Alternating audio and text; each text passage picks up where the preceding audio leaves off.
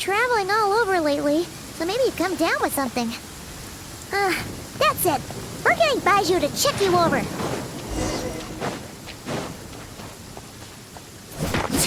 Yeah.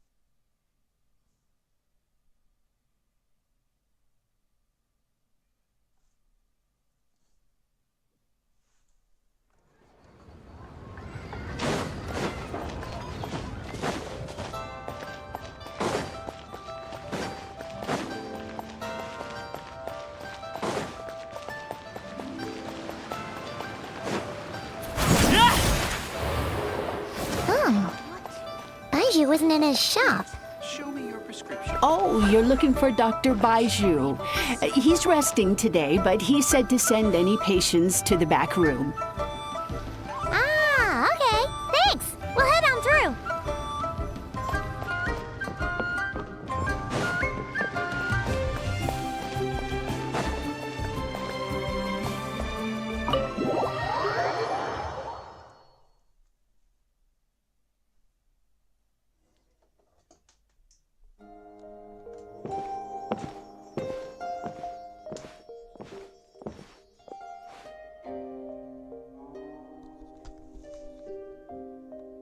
Traveler, Paimon, welcome.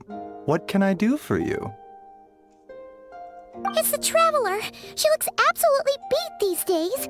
She has these huge, dark circles around her eyes, like she hasn't slept a wink. And she keeps spacing out. You have to call her name several times before she snaps out of it.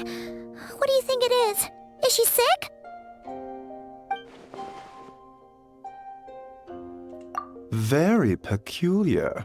In all the time we've been acquainted, this is the first time you've come to me with a health complaint. Come, let me take a look at you.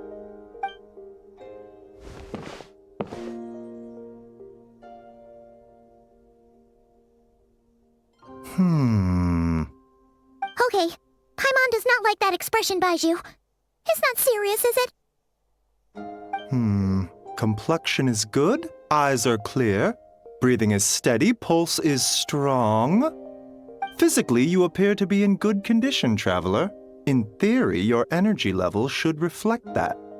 You should be feeling right as rain.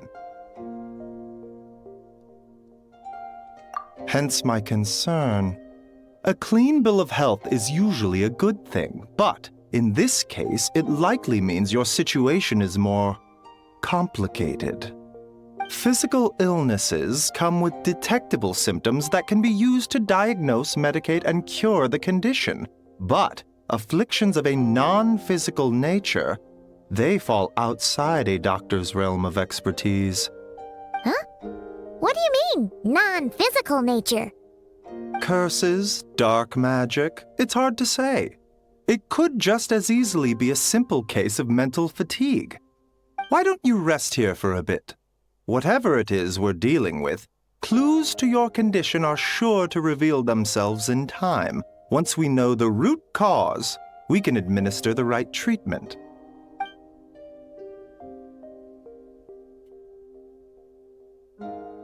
In the meantime, Changsheng and I will review the relevant literature for afflictions that present with mental fatigue.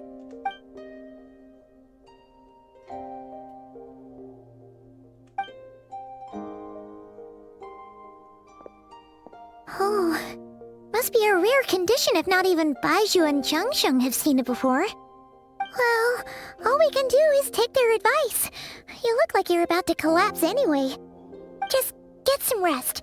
Paimon will be right here by your side. Fingers crossed you'll be all better when you wake up.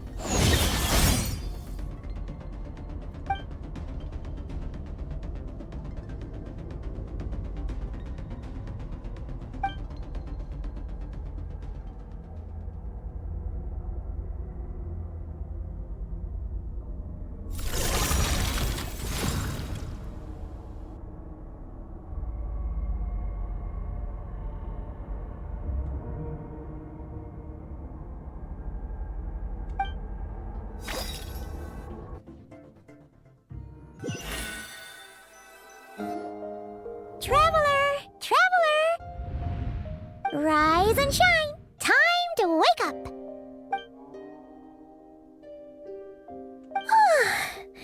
For once, you're making Paimon look like an early riser.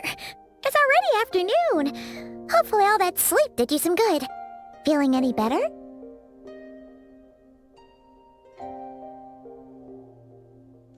A cut? What? Did you scratch yourself in your sleep? All right, let Paimon take a look.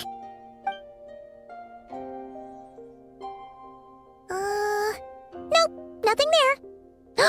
Wait, did you have a nightmare? Okay, don't panic.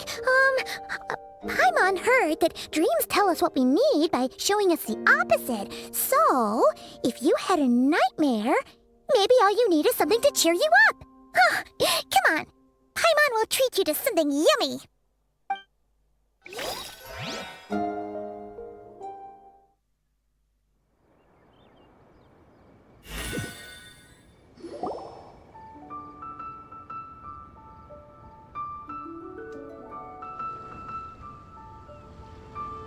What?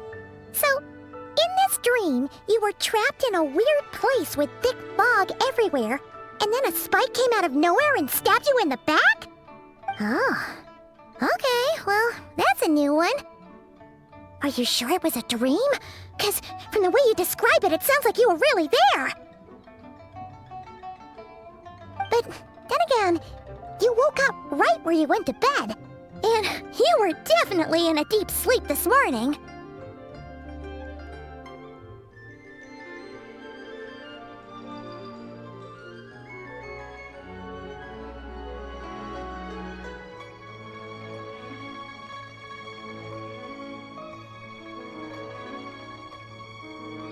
Then, it's decided. Paimon will stay up and watch over you tonight. If anyone tries to mess with you, Paimon will beat him up. Or, wake you up first and then we can beat him up together.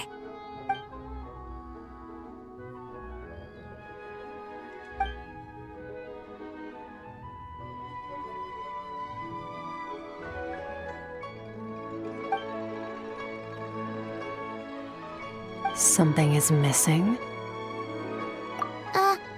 Did you just say something?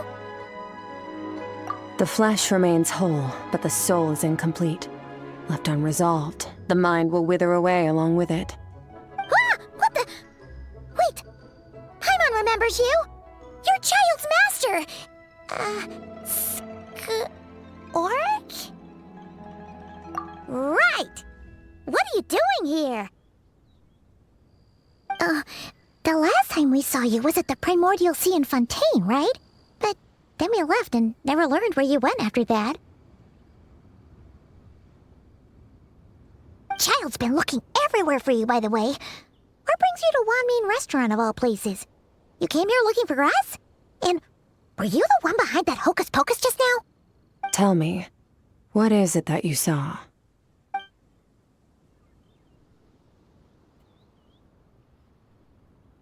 Tight-lipped, huh? I suppose that's fair. You, I'll take a glass of wine. Oh, of course. Coming right up. We make this one in-house. It's not too strong. Enjoy. Chef Mao, I'll take a grilled tigerfish over here. Coming right up. If I knew we'd be this busy, I wouldn't have approved Shenhe's vacation. At the end of the day, what happens to you is of little consequence to me. I'm not here to try and win you over. Trust me or not, the choice is yours. If you want my help, now's the time to speak up. You have until I finish my drink. I was investigating an abyssal disturbance in the area and happened to notice you. Part of your soul is damaged, and the wound bears traces of abyssal corrosion. Need I say more? Neither of those things sound good.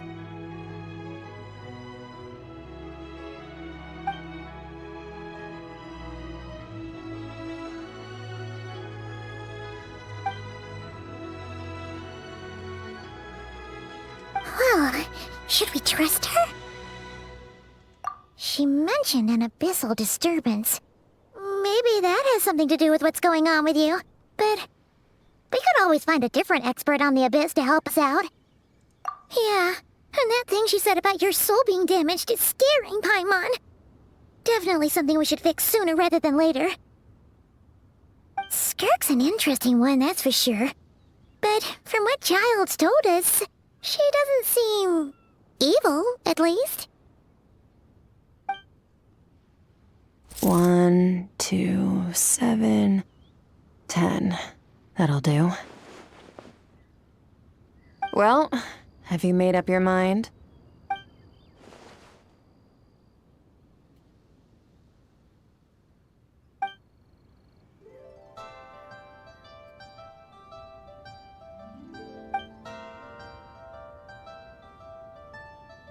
So, that's all we know, Miss Skirk. Ma'am, can you help us? So, you can disperse the fog. I understand. Come find me in the Guili Plains when you're done here. Oh, and I left cash for the drink on the table. Settle the bill for me, will you? Oh, okay. Huh? She disappeared!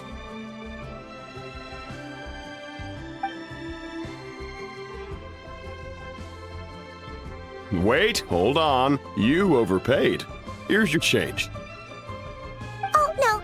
This includes the drink, so it should be the right amount. I didn't think you two ordered a drink. We didn't. It was that lady who came and sat with us, remember? You brought it out to her yourself. You sure? I could have sworn there were only 2 of you at that table. What? What'd you put in their dish, Chef Mao? Some kind of hallucinogenic mushroom? You got them seeing things. Seeing things? Wait, so neither of you noticed her? Young lady? About this tall? Wearing a purple dress? She ordered a glass of wine! Oh, now you mention it, that vaguely rings a bell. And it looks like I did open the wine jar, so it must have just slipped my mind. In any case, that settles your bill. Come again soon.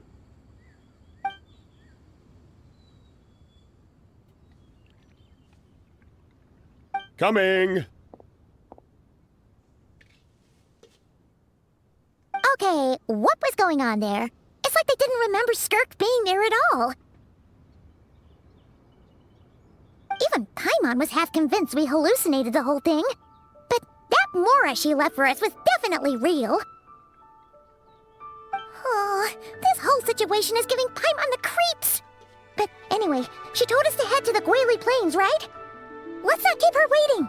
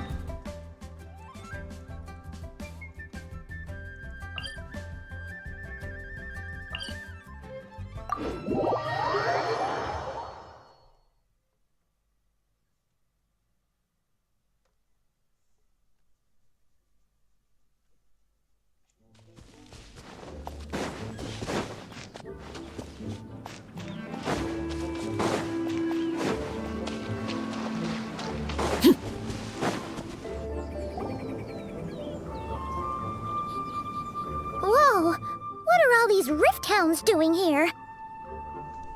Huh, looks like they're collecting something. Let's go check it out.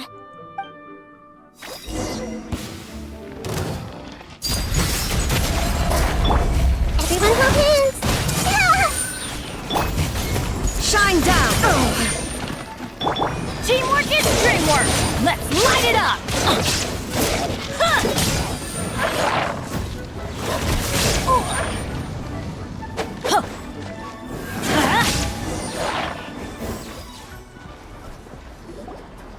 So, what they were collecting. It looks kinda like...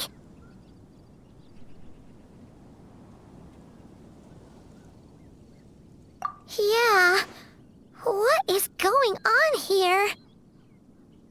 From the moment they are born, all beings with great power have an impact on this world. Even if their body is sundered and their soul extinguished, their influence remains. Gods are the most common example of that.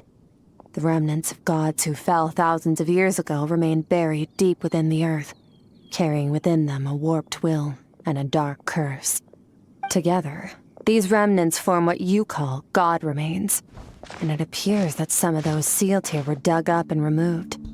There are traces left, but they're fading fast. What are you doing? Nothing! Just wanted to make sure you were, real? She's definitely not a ghost traveler. Paimon poked her, and she's solid.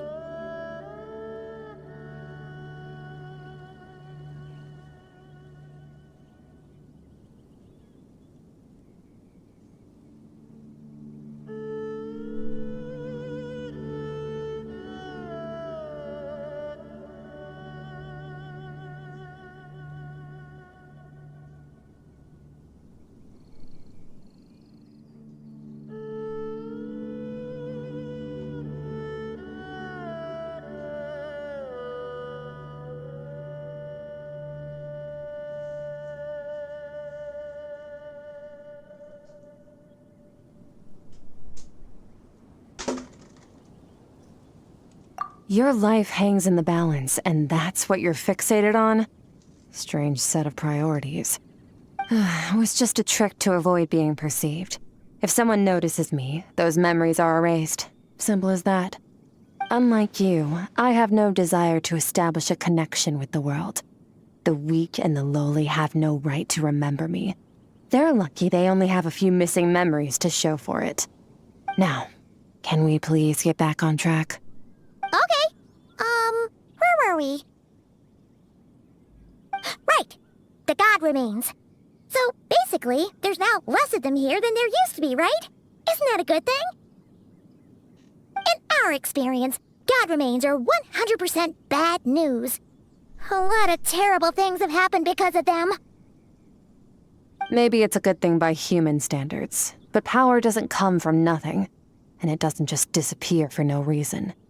The remains aren't just gone. They were taken.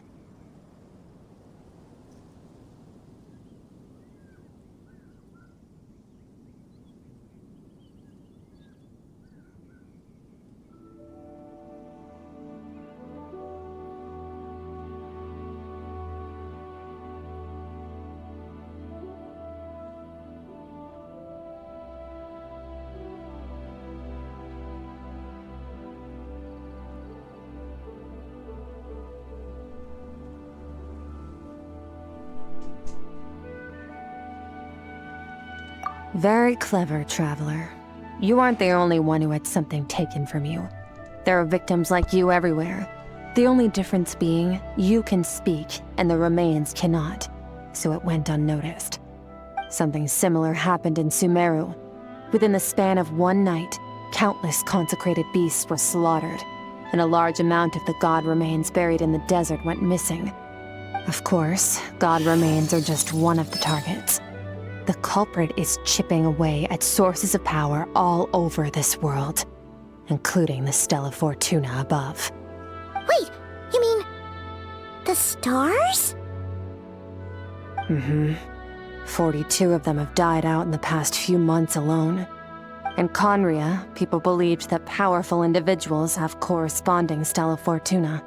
Even should that individual fall, their Stella Fortuna would not disappear, but gradually evolve into a new constellation. Yet now, stars are disappearing from the skies entirely, and it's not hard to deduce what's happening to the power they contain. Something has been leeching power from this world like a parasite steals nutrients from a host. And now, it's no longer satisfied with the remains of the dead. It wants you. This time, it only took a fragment of your soul. But next time, there's no telling how far it could go. No one knows. All I know for certain is this. Getting back what you lost will not be easy. Considering how much power this entity has stolen, it must be a god-level being by now at least. But that's not the real concern. Souls are fragile things, and yours could easily be crushed if you go up against it. So you're gonna help us, right? We're going to help each other. You are my ticket to uncovering this thing's true identity. Well, great! You seem super strong and you know a lot about the Abyss, so Paimon will take it.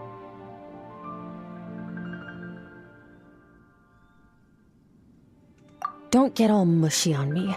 All I'm doing is helping you get back to normal after a sudden crisis.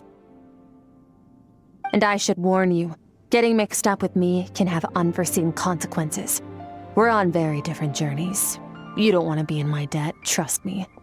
You help me uncover the truth behind this entity, and I'll help you recover what you lost. This is a transaction, that's all.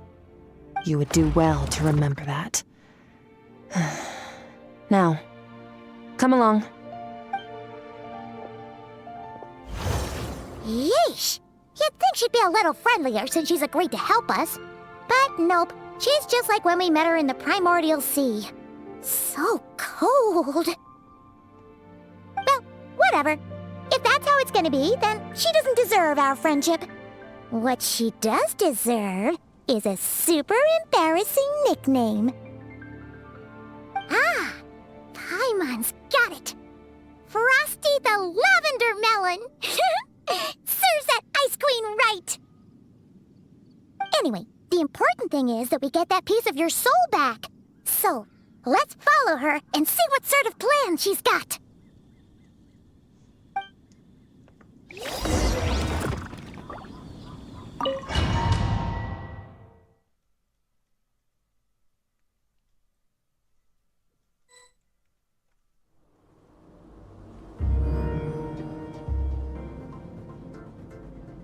Whoa!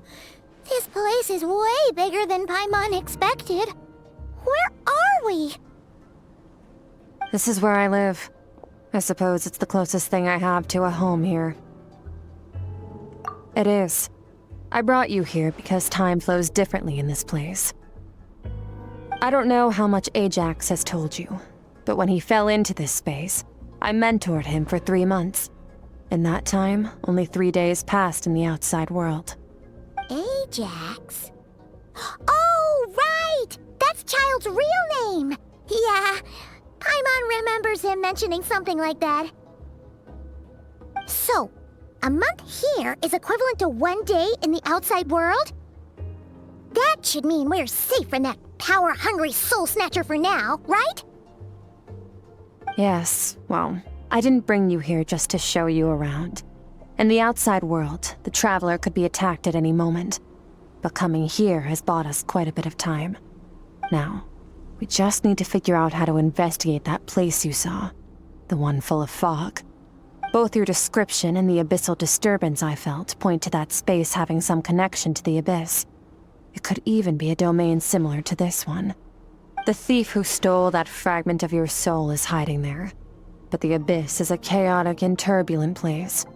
If we want to pinpoint their location, we need to see what that space looks like without the fog. Abyssal power can grant a special form of sight. Have you ever wielded abyssal power before? Okay. Do you plan to learn? That tracks. All the information you have suggests the Abyss is something sinister, and that abyssal power is a wild and dangerous force that always spells disaster. And you're saying that's not true?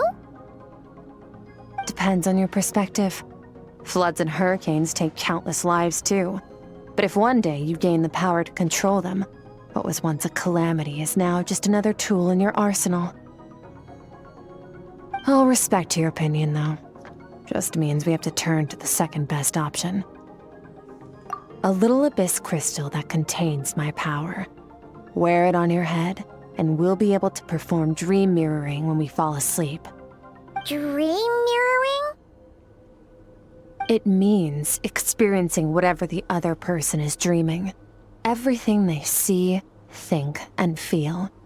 Since you haven't studied the art of using abyssal power and have no plans to jump in the deep end right now, I'll have to do the investigating for you. With dream mirroring, every time you slip into a deep sleep, I'll see with my own eyes whatever scene plays out in your mind. Then, I can guide you through the dream environment, and we'll take back what was stolen from you. Huh. You make it sound so simple.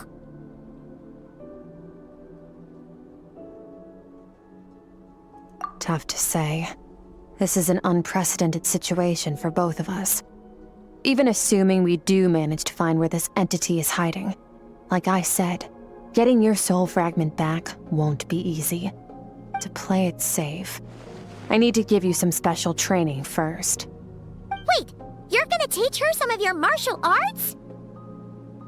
Does that mean the next time we see Child, we have to treat him like our senior? Do as you want. For my part, I don't see you as my disciples. You're already a pretty good fighter. All I'm planning to do is build on your current skills and train you for the specific scenarios that I think we might face. But that's enough talk. If you're ready to do this, then come with me.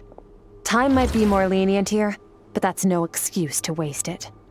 Oh, she moves fast. Paimon can hardly keep up with her.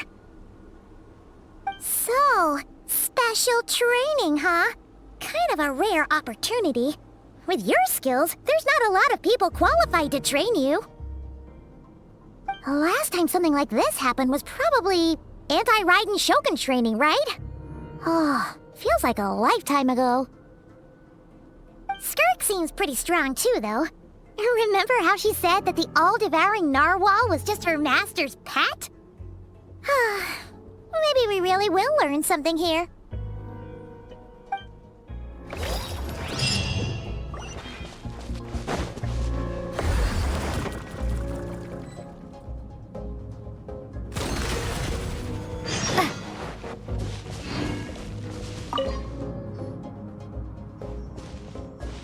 Ready?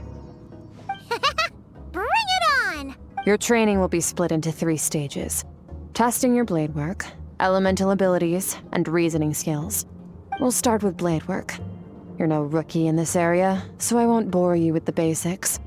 During your long journey, you've no doubt sparred with a lot of talented sword fighters.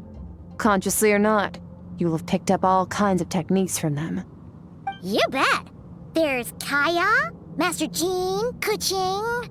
Oh, and Kazuha, Ayaka... Yeah, we've met sword masters like you in every nation we've been through. You sparred with a bunch of them too, right? Nice to know it's all gonna come in handy now. Don't get too smug. In sword fighting, techniques alone are not enough. You need a cohesive system to bring it all together. A style or school of fighting. To use the human body as an analogy, your style is your skeleton, the foundation, the framework.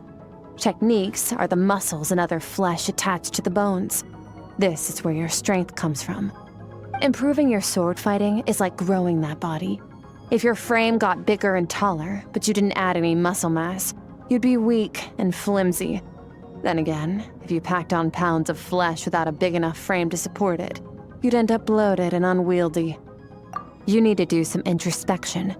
Take a good, hard look at your past experiences and figure out which parts of what you've learned are just techniques, and which parts can be used to form your own system of blade work. Only then will you get the full utility out of all your thoughts and observations along the way. Only then will every strike you deliver make perfect sense. Wait, is that it? Paimon thought you were gonna teach her some cool new moves. Like when you went swoosh and opened a tunnel to another place. One day, you'll reach a new level of power where you realize that even that's as basic a trick as any other. But right now, our sword styles are so wildly different that teaching you mere techniques is pointless. There are no shortcuts in the pursuit of power. Failure is your best teacher, and rigor is your coursework. That's all I have to say. Time to make a start. Train until you're satisfied with yourself. Now focus. Destroy the crystal columns as swiftly as you can.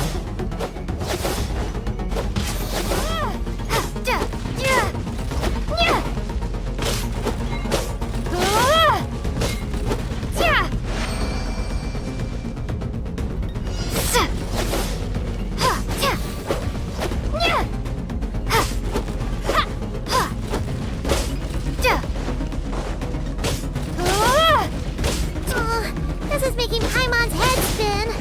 Hang in there, traveler!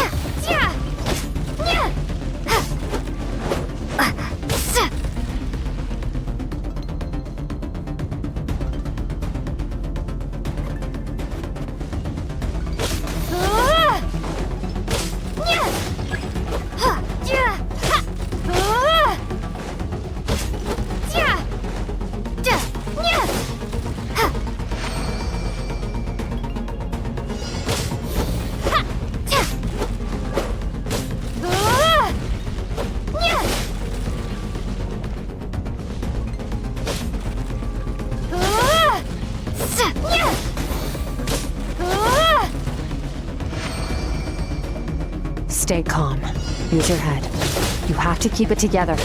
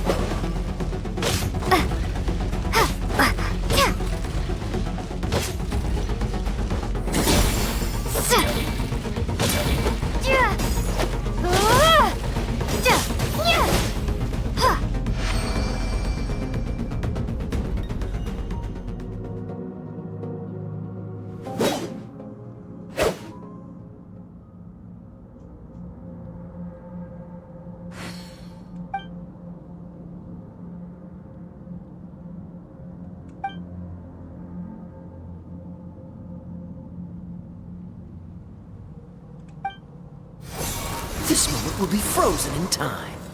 Cut to the chase. Consider a moment of true mastery that you've witnessed in another person, and ask yourself, what lies beneath the surface? What's their guiding philosophy? What's their state of mind as they maneuver their weapon? Now take that and practice it right away with speed, skill, and strength, over and over, until your hand is one with your mind. This is the only path to true growth. Step on up. Dance with the waves.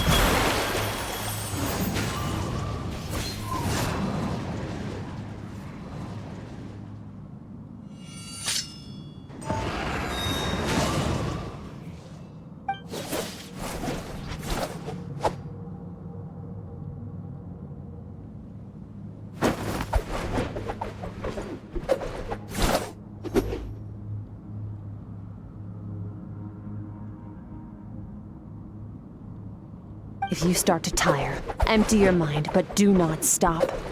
Stay in that frame of mind as you keep up the fight. Get rid of all redundant movements. Imagine your sword is an extension of your own body. Wield it just as you wield your arms, hands, and fingers. 'Twas on a deserted, moonlit night that the hero approached the vile dragon's limpid lair. Rain Cutter! Feathers fleeting wet, the white heron treads water, a sight without flaw. Master of Inazuma Kamisato art Tachijutsu.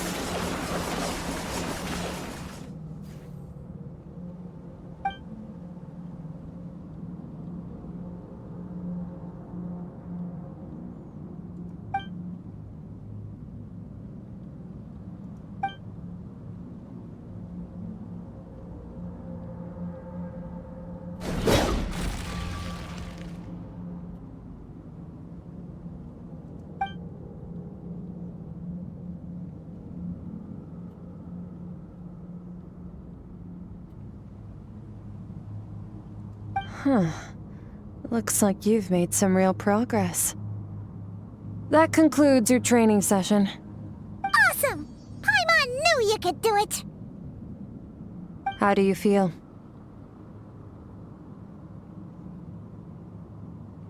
As you should be. Time flies when you're training hard. You've actually been going for several days now with no rest. Yeah, meanwhile Paimon's had a whole bunch of naps. But you were so focused, she didn't want to interrupt you. Go get some sleep. I'll be doing the same very soon. Let's hope you see that foggy place in your dream, so I can get this investigation over and done with.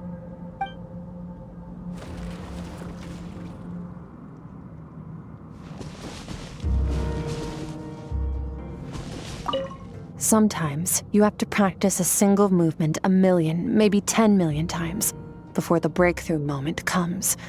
Nothing in the outside world can help you in this process. The most important thing is to remain patient.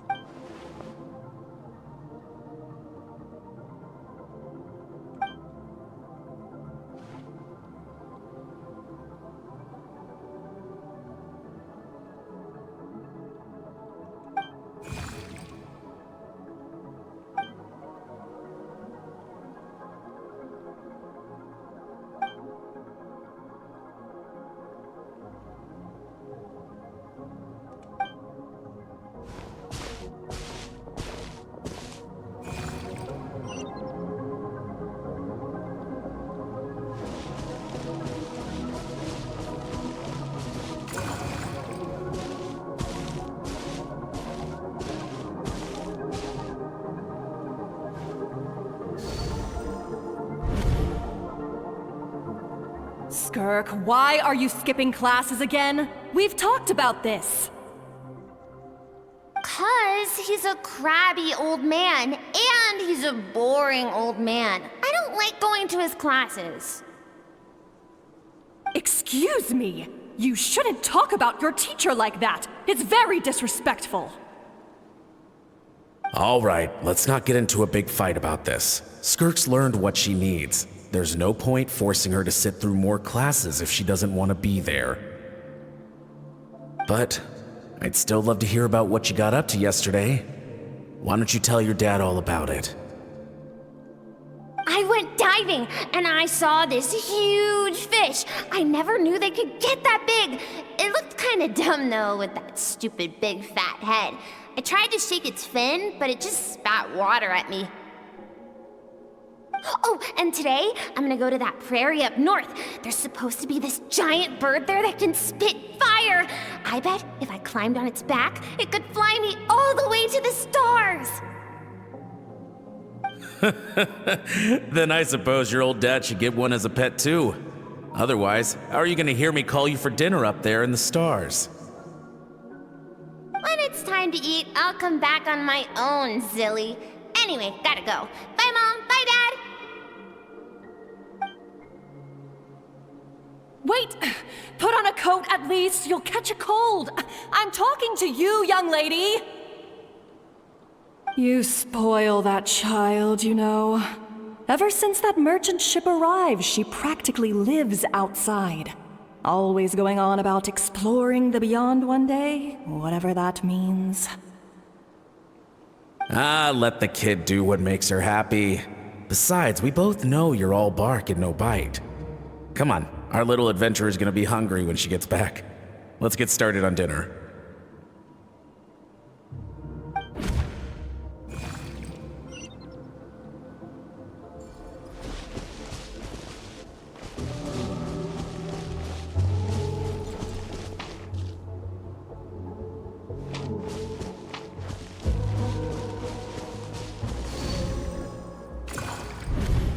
The stars shimmer high above. But what lies beyond the stars? Mountains as far as the eye can see? An endless snowy plain? Or maybe buildings taller than the sky, like the people from the merchant ship said? I can't be the only one asking these questions. The universe is fascinating. If only I could meet some other people like me. We could set sail together and explore every corner of the world. I'm sick of being a kid. There's so many amazing things out there, and I'm ready to see them all. But for now, I'm starving. Better get back.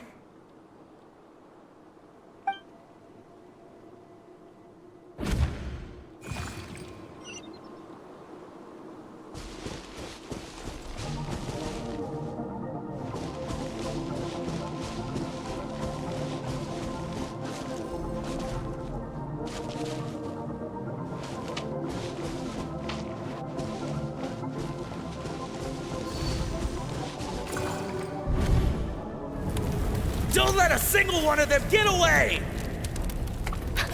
No, please, spare the children! Stay back! They're coming! Run! Help!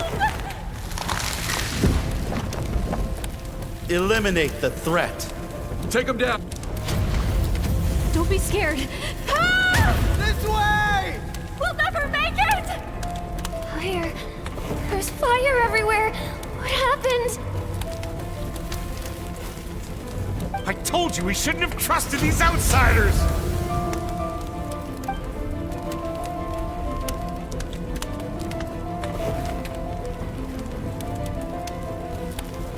Why are you doing this? What did we do to deserve this? We welcomed you with our finest food and drink, showed you the best our home has to offer, gifted you cloth dyed by our own hands. And this is how you treat us? Run! Save yourselves! Captain, Zone 3 is clear and we have Zone 2 surrounded. Begin extermination. Remember the orders from upper command. No one is to be left alive. Rest assured, sir. We have enough munitions to annihilate these savages and burn their entire civilization to the ground. Good. The only ones who put up a real fight are that man and his wife, correct? What's their status? We shot the man in the ankles and the wife broke her wrist attempting to fight back. They won't be doing much more fighting. They're holed up in their home for now, but they won't last long. To prevent them from making some kind of last stand, we're planning to clear out the other zones first so we can send a bigger squadron to surround them. Well, well. Turns out some of these beasts do know how to use their claws. Now the threat these savages pose will be undeniable. Let them cling to what's left of their lives for a little longer. Once the other zones are cleared, I'll cut off their heads myself.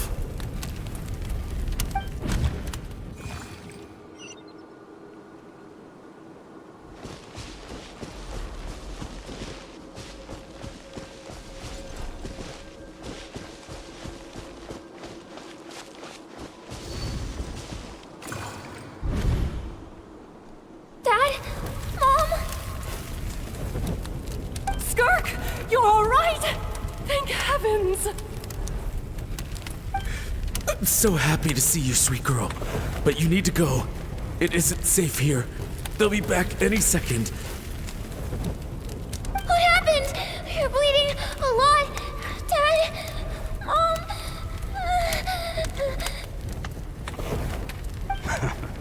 This is the place. Alert all units. Prepare to surround. Run, Skirk! Run as far away as you can! Don't trust anyone! Your dad and I, we're not afraid to stare death in the face, but we need you to survive. My clever girl, so curious. You're already so brave. I know you're going to grow up to be such a positive light in this world. Whenever you miss us, just play this song. Remember, life is a gift. Don't let darkness claim it. Break down the door! Look what we have here. A savage that can pluck a tune. Well, the show's over.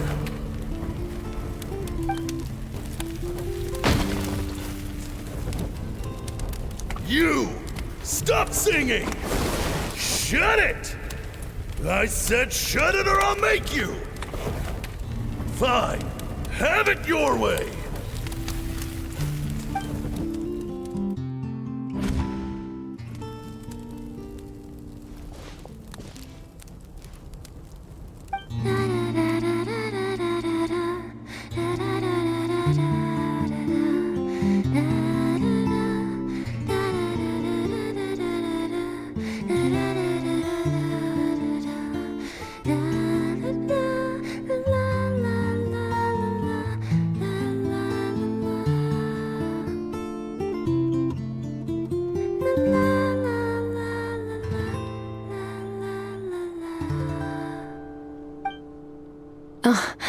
You're awake?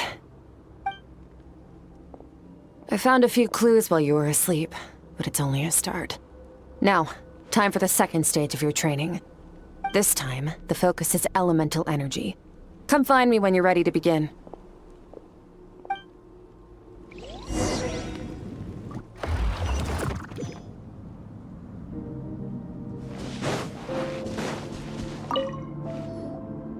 Man, staying in the abyss feels so surreal, don't you think? No day and no night. It's like time hardly exists. If we weren't careful to keep track, it feels like we'd have no idea how long we've even been here. Well, except for the fact that Paimon still gets hungry like clockwork. You go do your training. Paimon's gonna grab a bite.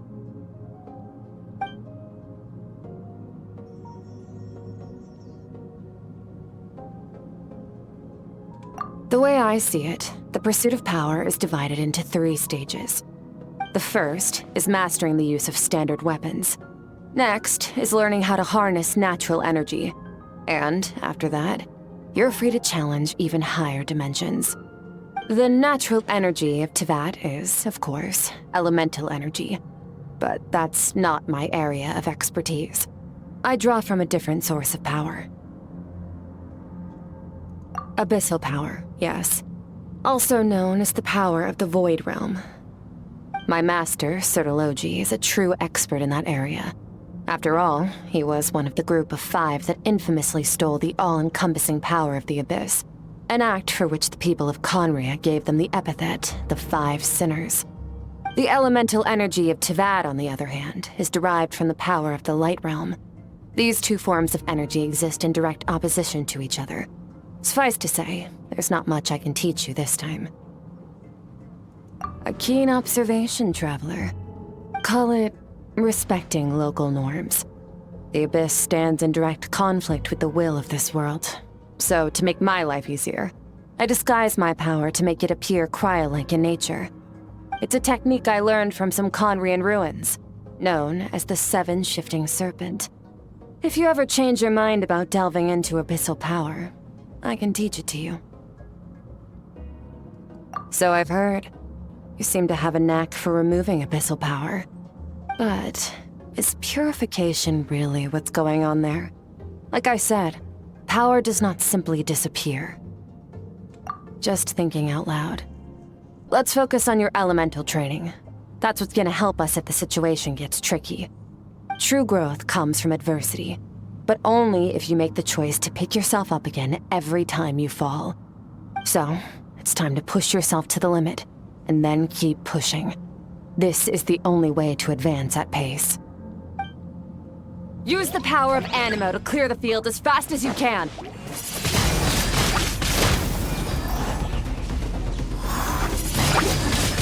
Windblade!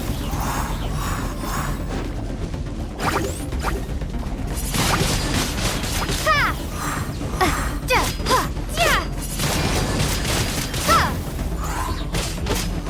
Windblade!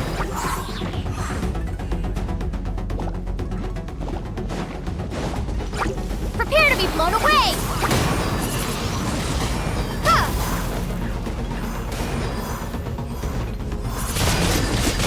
Windblade!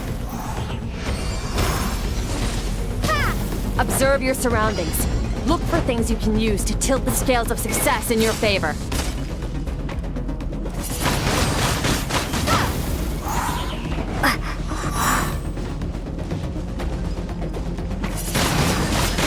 Windblade!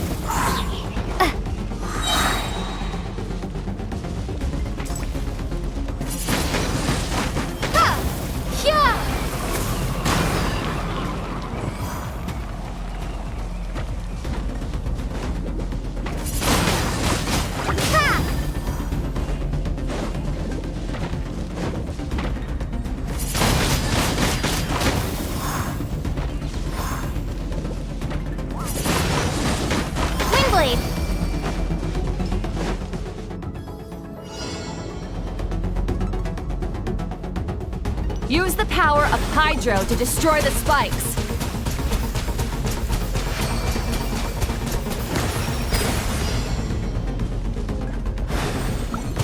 Faster.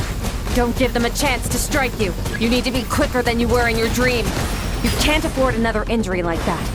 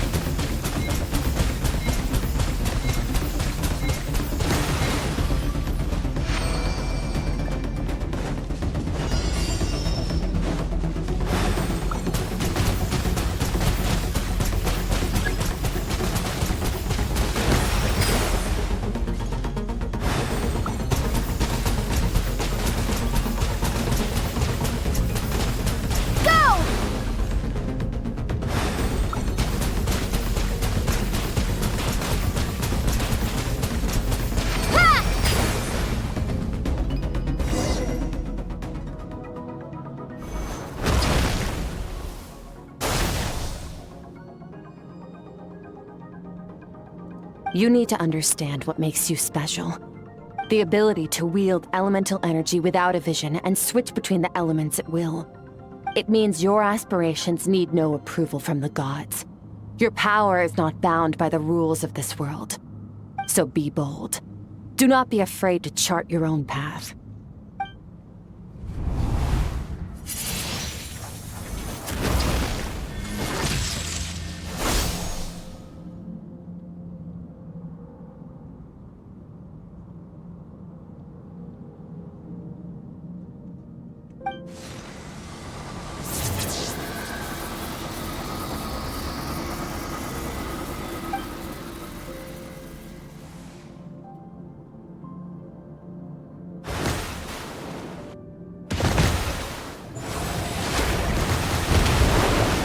Very good. It seems you've reached a deeper level of connection with the elements. Long enough for you to lose yourself in your training, which is a good sign. Relentless practice with the elements has drained all your strength, but it's also what allowed you to make progress. Get some rest. When you wake up, we'll proceed to the final stage of your training.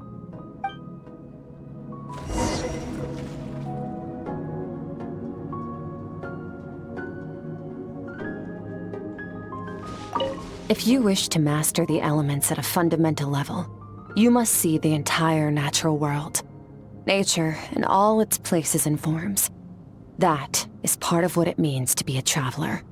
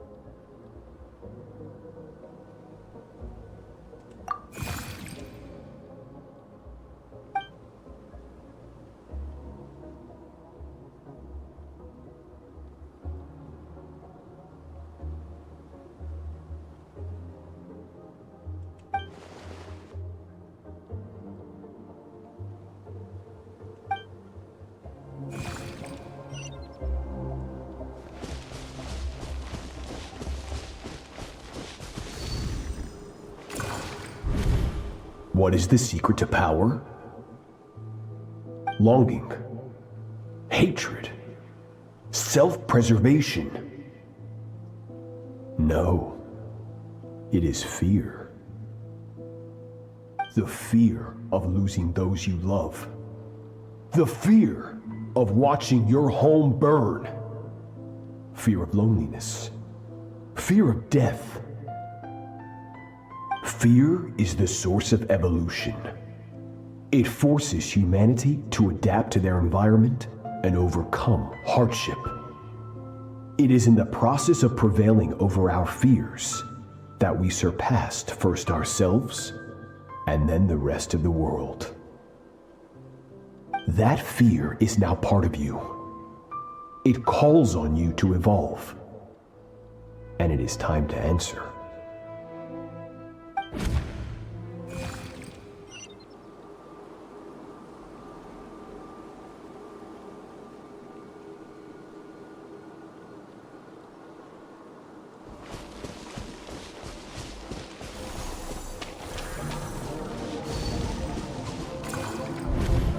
Any minute spent missing home is a minute wasted. Practice your sword work instead. Do not make me tell you twice. But, Master, I can barely lift the sword anymore. If I keep going, I feel like my wrist is going to break. So it has not broken yet. Then pick up your sword and keep practicing until it breaks. I want to hear the cracking and splintering of bone. After all, bones can always be reset.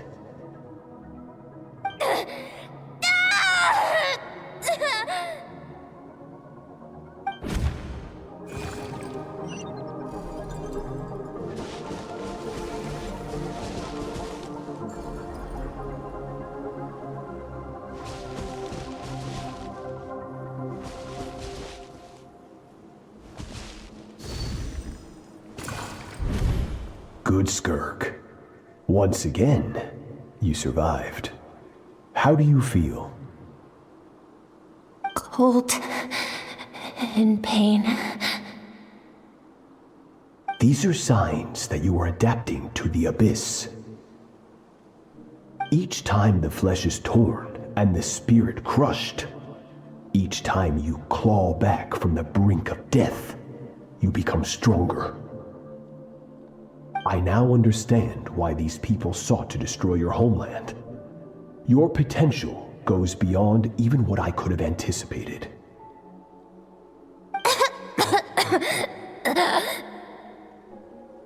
But you still have much to learn in your pursuit of strength. Your mind is rife with distractions. From now on, I shall show no mercy in your training. You must learn to shut out all the pointless emotion, crush the self that makes you weak, and become master over your physical form. Get up, Skirk. Wipe the blood off your face. Cut away the rotten parts of your flesh. And mend what is broken. Then take up your sword.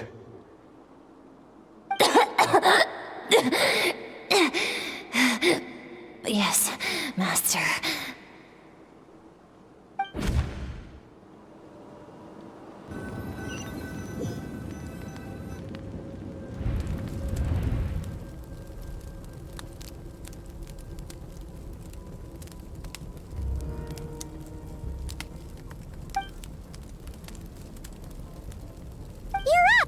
Hopefully you got some good rest.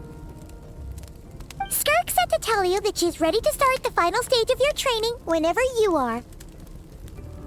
So, want to head over now? Or did you want to wait a little?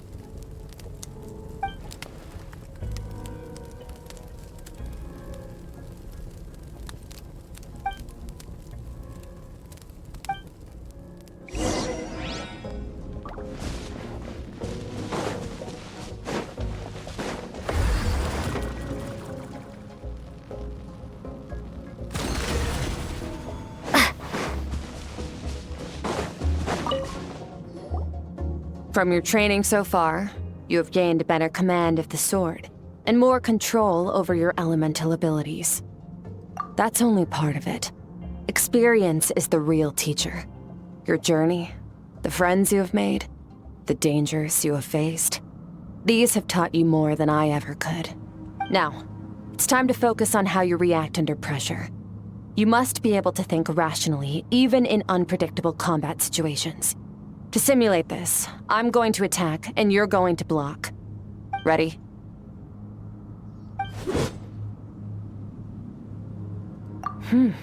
Not bad. That defensive stance looks near unbreakable. Just like your brother. Oh, that reminds me. You still don't know what happened to him, do you?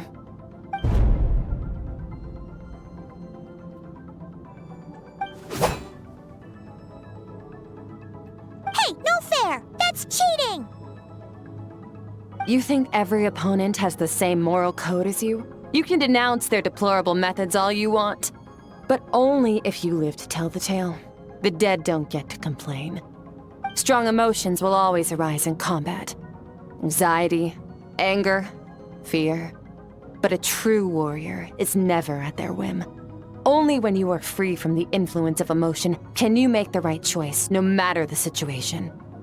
How amusing. Almost sounds like you think you know me. But you don't. You can choose your own path. We are not the same. Let's begin. Try to use reason over emotion. Make the most rational and advantageous decision in any given moment. This is your final training session. Look alive. Same drill as before, but this time I'm going to interfere. Hold your focus.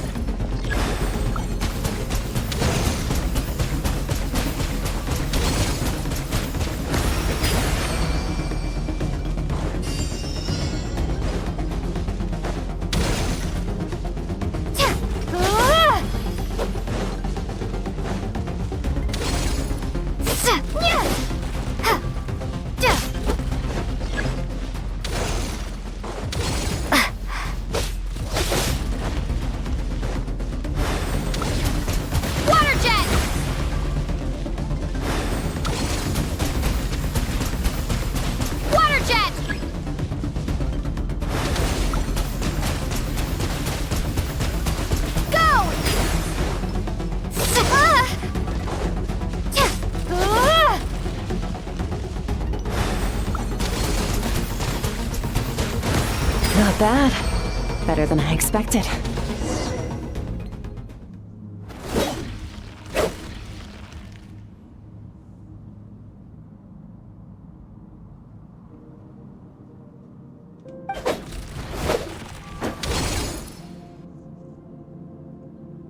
You're getting the hang of it.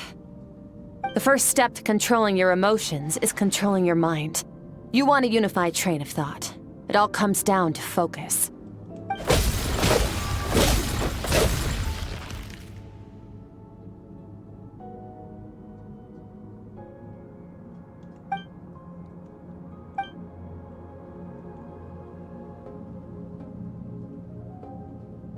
Your mind is rife with distractions.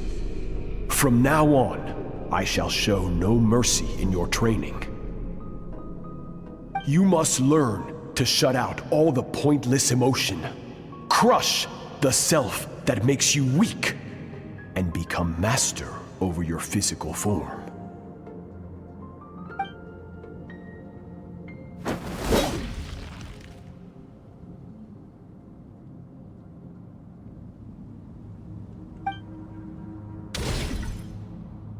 Stop.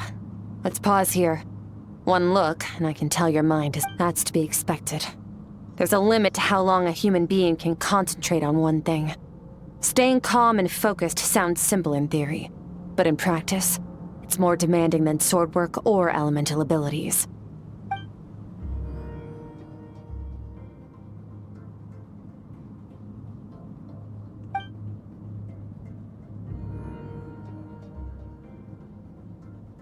Get some rest. No point training further if you're already dead on your feet. Like I said at the beginning, the only goal of this training is for you to reach a point that you're satisfied with. You managed to push past your limits, which is a good start. You can be proud of that and sleep well knowing that you've earned it.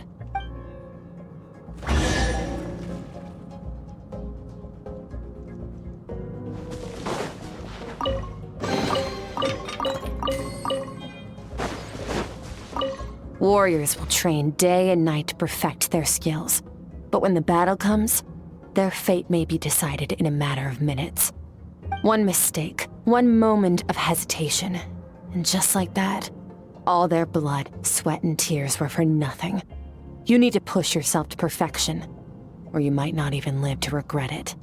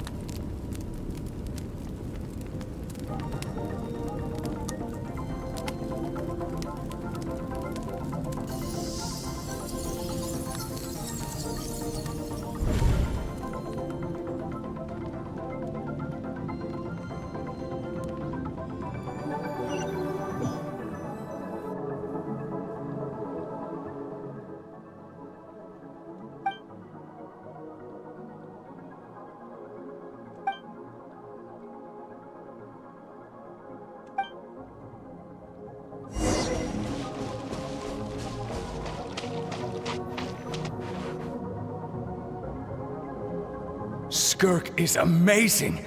She faced down that terrifying giant and cut its head clean off. Oh, she got hurt though, didn't she? I heard it was pretty bad. Yeah, well, that's a given. But the moment she was on the mend, she got right back to practicing her sword work. I heard Master suffered a grave injury once too. Lost an arm and a leg and still came back stronger than ever. Skirk's becoming more like him by the day. Incredible! I wonder if I'll ever reach their level. They're always so resolute, so unshakable.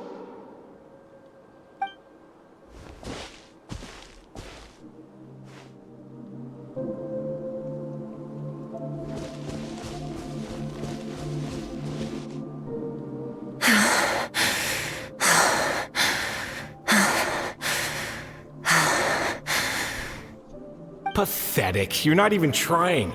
You're so much weaker than you think. Skirk, have you become a positive light in this world?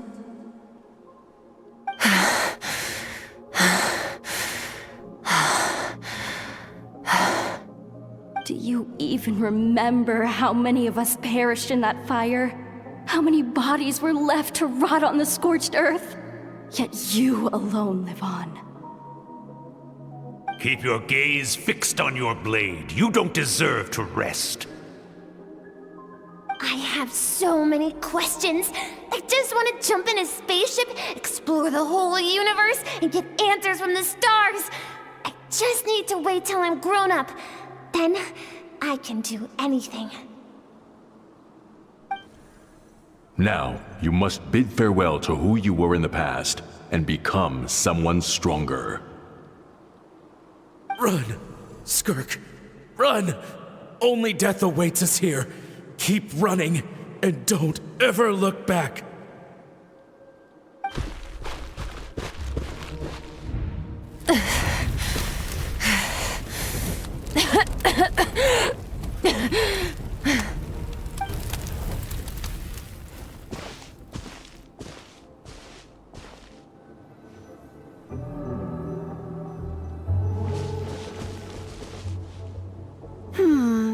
Let's see here. First things first, you need a new identity. Going around telling people you're from somewhere beyond the stars won't do, now will it? How about saying you hail from beneath the earth instead? As the Conrian saying goes, venturing out into the universe and down into the abyss are the same in that both are braving the dark unknown. Well, I'm a visitor on this planet, so I'll follow the rules. Ah, splendid. That saves me quite a bit of trouble. Let me offer you a piece of advice in return, although it might not be what you want to hear. I know the pursuit of strength is important to you, but taking a moment for yourself every once in a while is never a bad idea. Ignore her existence for too long, and there will come a day when you can no longer hear her voice.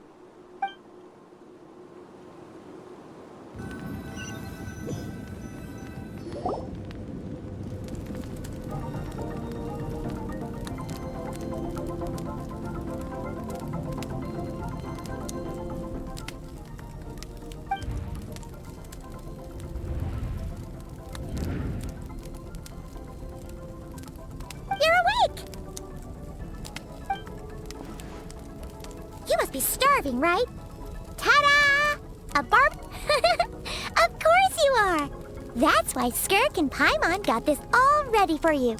Dig in, before it gets cold. Ah, well, if you're around someone long enough, it's bound to happen. Plus, Skirk can cook. So, Paimon decided she can forget the whole Ice Queen thing. Paimon's not one to hold a grudge. Here's an idea. Let's save the chit-chat until after the meal.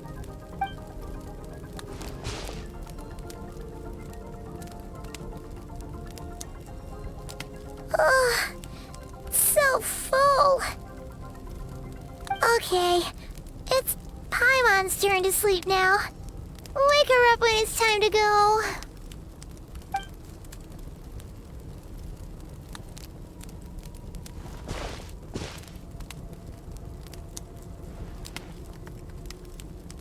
I have good news. First, your training is complete. You have what it takes to wield immense power. Now it's just a matter of putting it into practice. Continue to learn from your journey and hone your skills against formidable opponents. Second, I've located the culprit we've been searching for. Next, we just need to retrieve the missing part of your soul. And our business. When Ajax trained with me, he once told me he was bursting with questions. So I allowed him to ask me 3 of them before he left. You and I may never meet again, Traveler. So if there's anything you want to ask me, now's your opportunity. Just like Ajax, I'll answer 3 of your questions.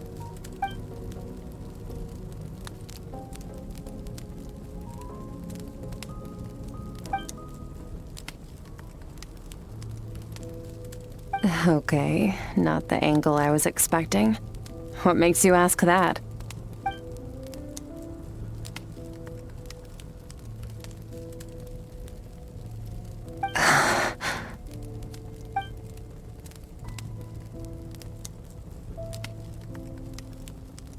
I knew that was a possible side effect. Closed off my mind to you for that exact reason. Even with the dream mirroring, you should have seen nothing but endless darkness.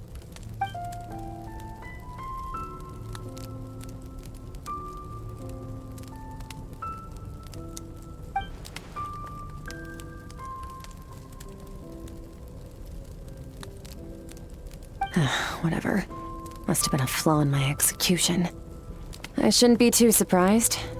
Due to some recent circumstances, my self-control has been lacking as of late. Since you've seen what you've seen, there's no reason to hide the truth. All I ask is that you keep it a secret. No, I'm not from Teyvat. I'm from a different planet. And there was a time when I journeyed through the stars.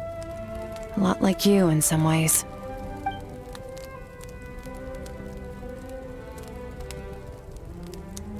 No, we're different in that respect. You're influencing the fate of this world. But me, I'm just passing through. Several hundred years ago, my master, Sertologi, opened the border between worlds and sent me here. But this is not my home. And one day, I'll return to the vast unknown of space. So, there you have it. On to your second question.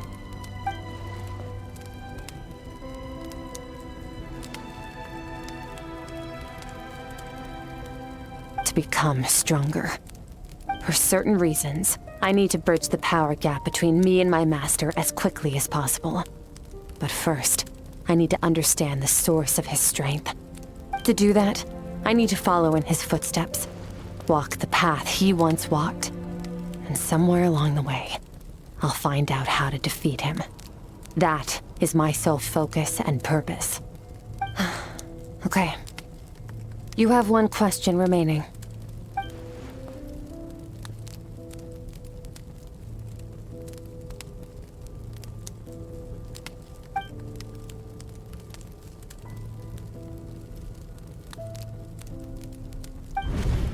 You make it sound so easy.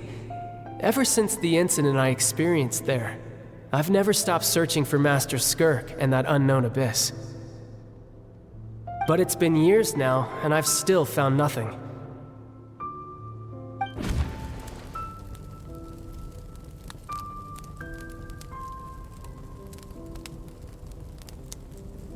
Well, your last question?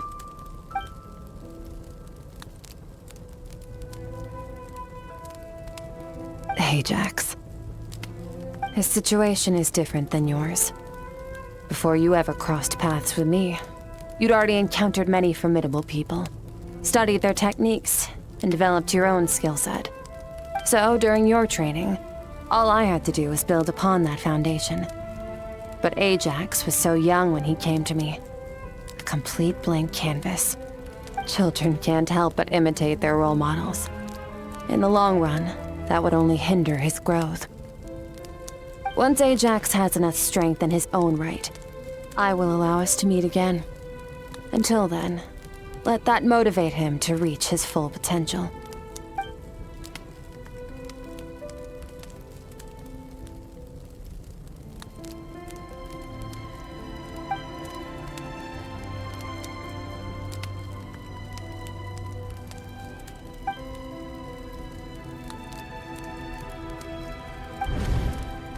Unlike you, I have no desire to establish a connection with the world.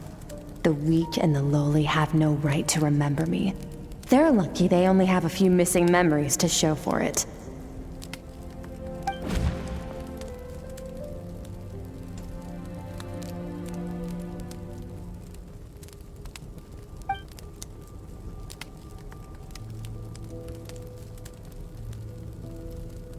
Wake up your companion. It's time to go. Oh, and everything I just told you. Best keep it a secret from her as well.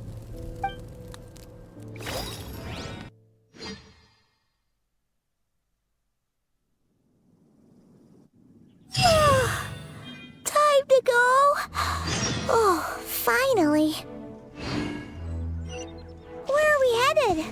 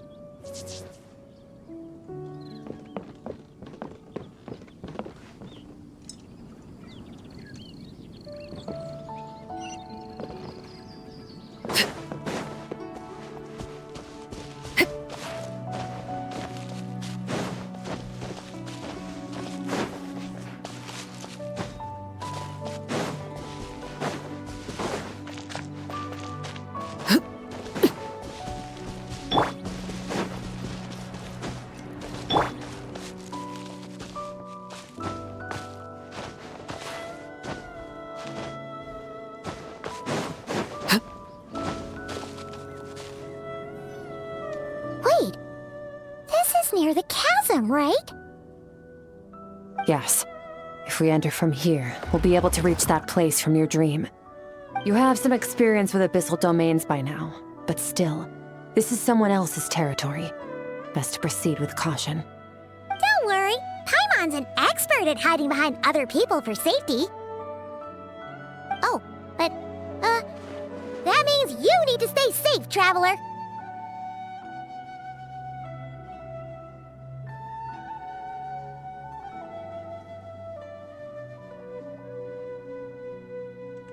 All right. Remember your training. Time to put it to use.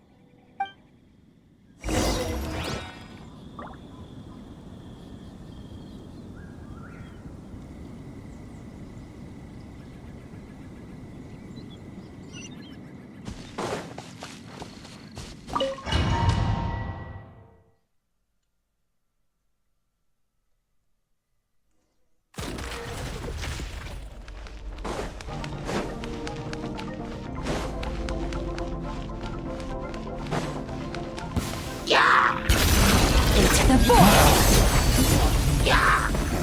Merciless!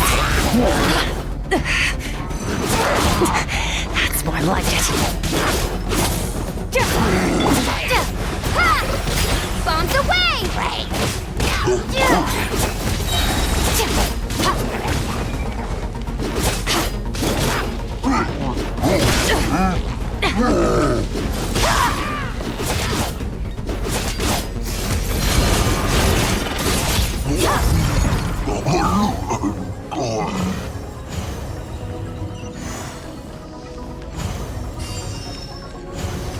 Whoa! Look at all these spikes! Careful! Don't get hit! You know what? Paimon's just gonna float behind you. Come on, you got this!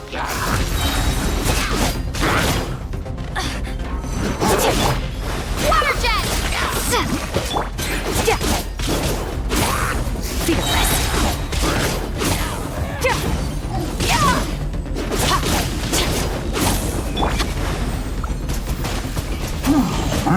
Water jet! Wipe out! Fearless! Keep going!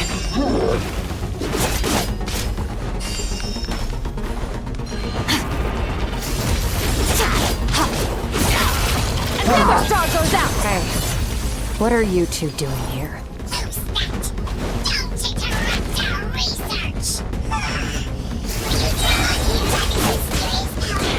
Dusty, like an abandoned house. Let's press on. Water jet! Go! Go!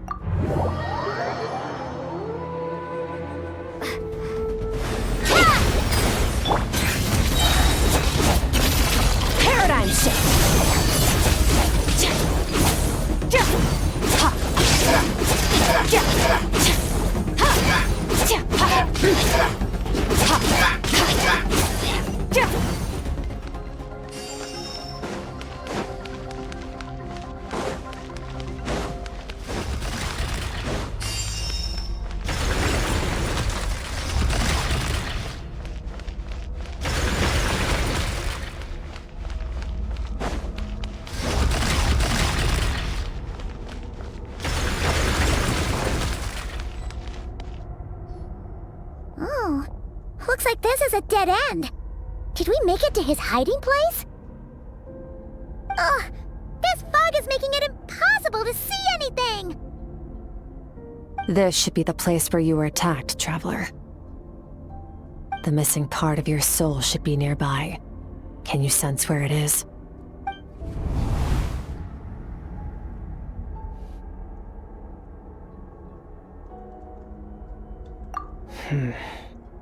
Our opponent must have covered his tracks just in case. Otherwise, you should have sensed it much more strongly. Hold on! Look! The spikes are back! Stay calm. Let's hold back a little. Give our enemy some wiggle room so we can see what we're dealing with. If you're too reckless, we might be playing right into his hands. Our enemy took part of your soul for a reason. It's likely he integrated it into his attack somehow. If we're smart about this, we can track it down.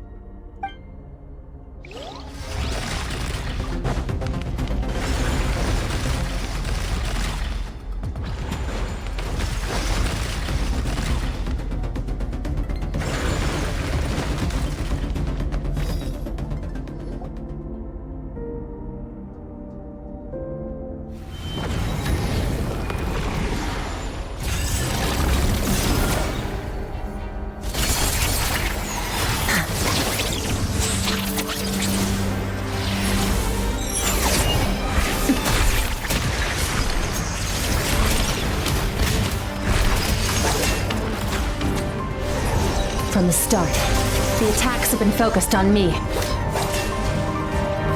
Trying to break through my defenses? I see.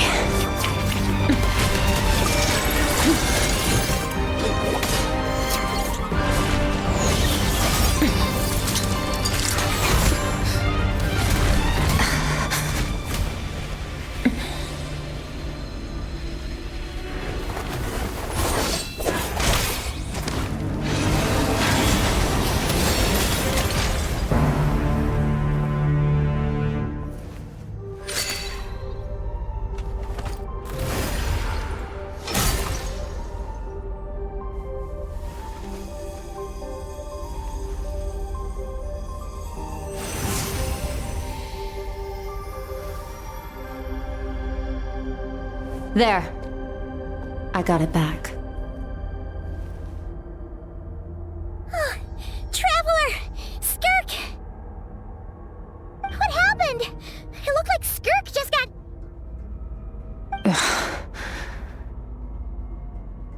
In the Guili Plains, you asked me why this enemy chose you as his target. Now, the answer is clear. It's not just the fact that your strength is impressive. It's also because of your ability to, as you put it, purify abyssal power. Whatever that actually means. The fact is, that ability allowed him to do something that should have been completely impossible. Namely, break through my defenses and steal my power. No, he couldn't have known I'd come to his domain.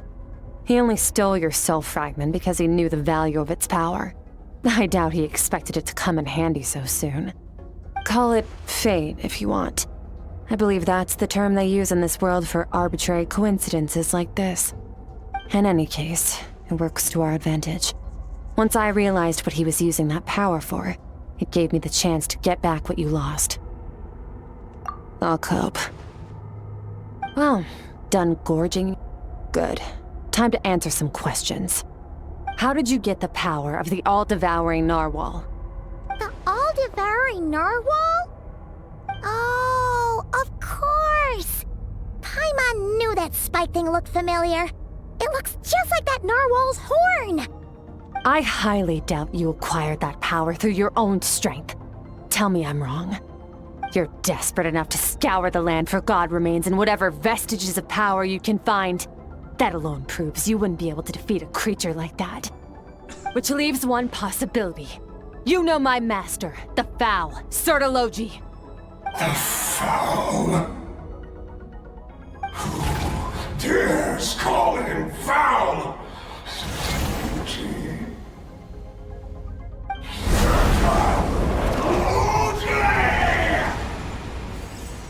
What's wrong? Bit off more power than you can chew? You're struggling to hold a basic conversation. Just a little longer. I'm still...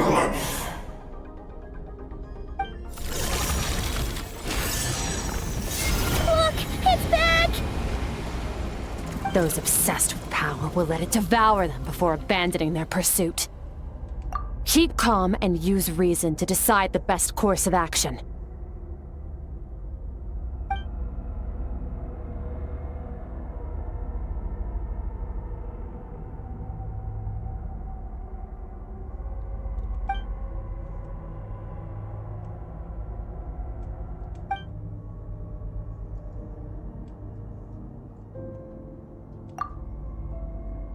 Wise decision. Final victory doesn't always come after a single battle. You've got your soul fragment back, so we both got what we came for. Let the enemy draw breath while he can. It won't be for long. Get us out of here, Traveler. You'll need to lead the way this time.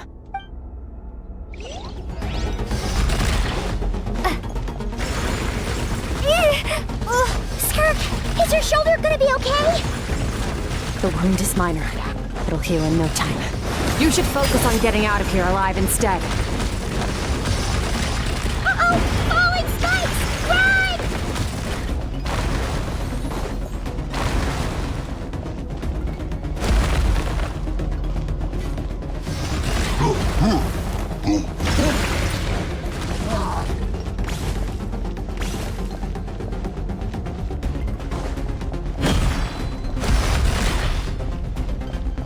Watch out! Looks like this place is about to collapse!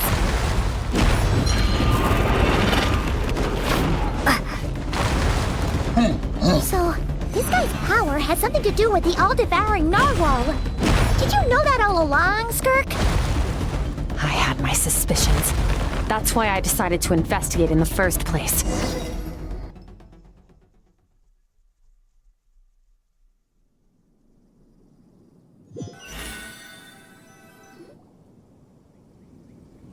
Phew. Oh, we should be safe here, right? I no longer sense his presence. Can't have followed us out of that abyssal domain. Weaklings like him will find that my power is not so easily controlled. He won't be leaving that place until he's managed to digest it. You seem surprised. I suppose that's fair. You've seen but a fraction of what that whale is capable of. That gaping maw could swallow a planet whole. It's called the all-devouring narwhal for a reason. Devouring is what it does best. It can extract power from anything, dead or alive, as long as it manages to make physical contact. Yeah. When we had our run-in with that thing, Neverlet mentioned that it has an instinct to devour. Your dragon friend recognized the nature of its abilities and used the power of Hydro to protect you. That worked because it was in a satiated state, so it was somewhat less aggressive than usual. It's a different story when it has no more power to feed off of. That's when its true voracious nature kicks in. It could devour everything on the planet in that state, which is why I cast it into that void space. But I hadn't counted on there being anyone left on this planet capable of wielding its power. To me, that says he must have encountered the whale a long time ago. Meaning, he must have known my master.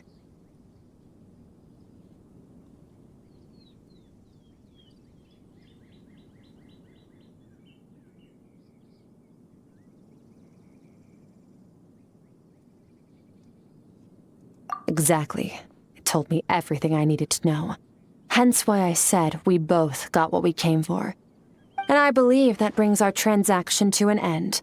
Now that you're whole again, you can get back to your own journey. I'll handle the rest of this situation myself. No way! We can't leave now! Something was stolen from you because of us! We have to help you get it back! This isn't my first taste of failure or losing power. When you fall, you get back up again and become stronger. That's how it is. But what if that monster finds you before you're all better? Plus, how are you gonna get home? It's not like you can just go swoosh and open a door to the abyss again. Not without your full strength. So, sticking with us for the time being doesn't sound so bad, does it?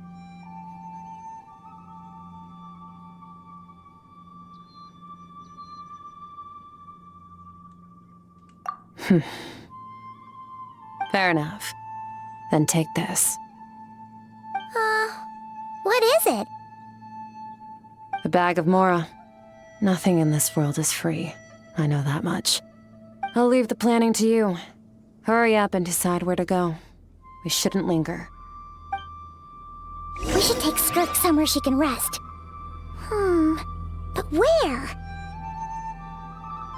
Paimon gets the feeling Skirk wouldn't like being around a lot of people. Oh wait! Baizhu said we could rest...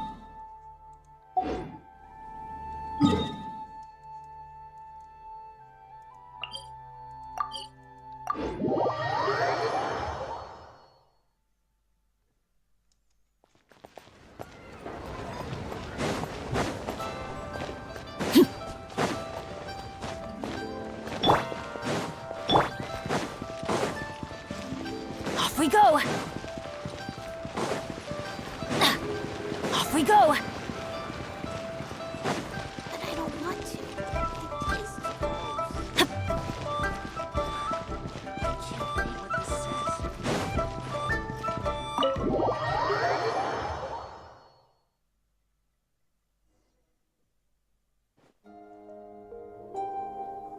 Huh. This bag from Skirk has a ton of Mora in it. Does she have a job or something? Wait, no. After what we saw at Wamin Restaurant, that seems impossible. Can you imagine? It would go something like... I'll be collecting my paycheck now, boss. Oh, sure thing. Wait, who are you? Have we met? Can't hold a job if you make everyone forget about you. So, what did you do to get all this Mora? Claimed some buried treasure, took care of a few monsters that were causing trouble. Nothing untoward. It's safe to use. Ah! You heard all that? A sonorous voice like yours is hard to miss. I wouldn't be surprised if the sound of it traveled to the nearest mountaintop. Then, did you by chance happen to hear Paimon's little, joke earlier? You mean when you called me Frosty the Lavender Melon? No, sorry. Paimon totally misspoke just now. She didn't say that at all. It was, a Paimon lookalike. Yeah, she's a piece of work, that one. Always impersonating Paimon and giving people weird nicknames. Okay, fine. The truth is, Paimon didn't like you all that much at the start, but things are different now. You helped the Traveler in a big way, so... What do you say? Friends? I noticed there was only one bed. Go ahead and get some rest. Wait, what about you? I don't get tired, and I don't need rest. I'm going to practice my sword work. That should help me regain some strength. But your shoulder... Hey, don't just leave! Whatever. Let her tire herself out. She'll come back eventually. Let's get some sleep, Traveler. That comfy bed is calling, Paimon.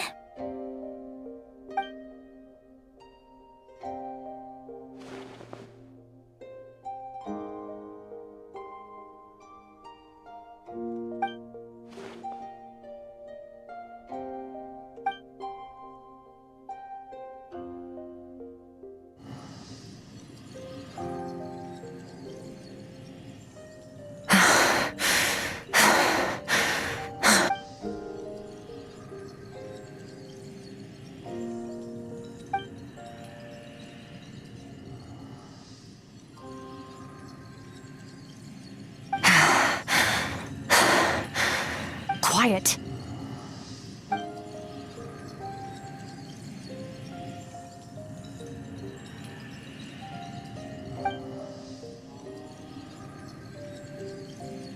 Do you even remember how many of us perished in that fire? How many bodies were left to rot on the scorched earth? Yet you alone live on. Keep your gaze fixed on your blade. You don't deserve to rest. Run, Skirk. Run! Only death awaits us here. Keep running, and don't ever look back.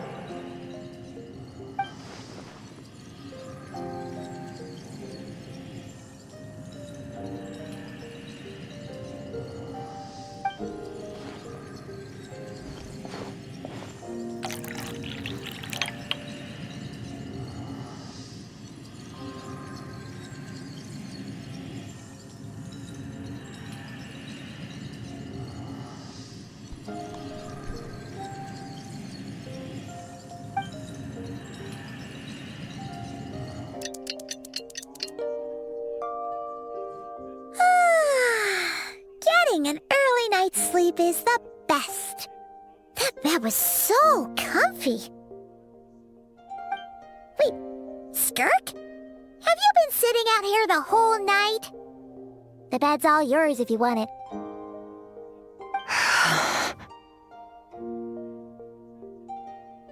About 60%, maybe 70. Whew! Paimon thought it would take at least a couple of days. That was fast. No, not fast enough. That's 20% less than last time. Same training regimen, same intensity. Nothing felt different, but somehow the outcome fell short. No, I think the problem's with me. I need to meditate for the next 2 days. Deep introspection should help me find the issue. Ooh, sounds intense. We'll watch over you in the meantime, then. Thanks. See you in 2 days.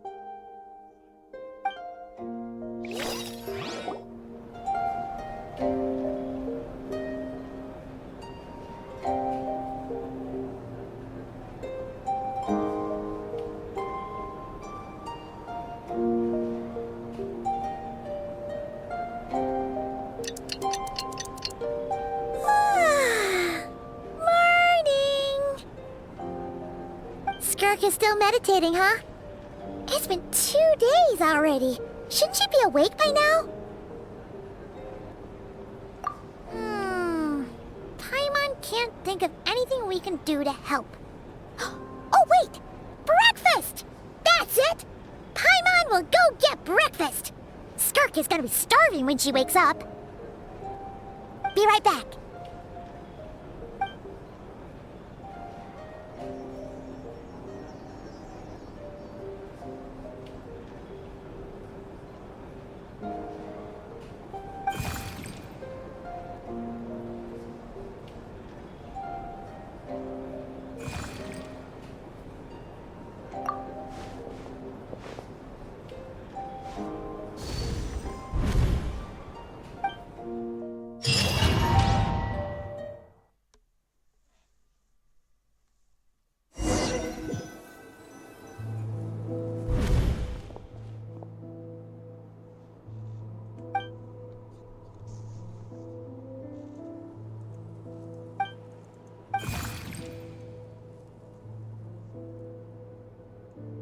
That's right. This is SKIRK'S inner world. Think of it as the threshold between the soul and dreams. This isn't your first time here, but what you remember is probably a space covered in darkness. I only managed to illuminate a small portion for you back then. Actually, it's my first time talking to someone like this. I only managed to break free and bring you here because the injury weakened her power. I guess that's why I can speak again, too. Call it fate, if you want. I think that's the word they use in this world for lucky coincidences like this, right? Now, before I take you to her, I gotta ask. You're the first outside visitor to ever come here. So, what's your impression of this place? Oh, you noticed. This river represents SKIRK'S strength. Strength accumulates over time. It is the summation of a person's lived experience. So this river is where all the fragments of SKIRK'S life should converge into a single stream of memories and emotions, flowing forward as one. But, as you can see, this river has been severed numerous times. It's because SKIRK doesn't like who she was in the past.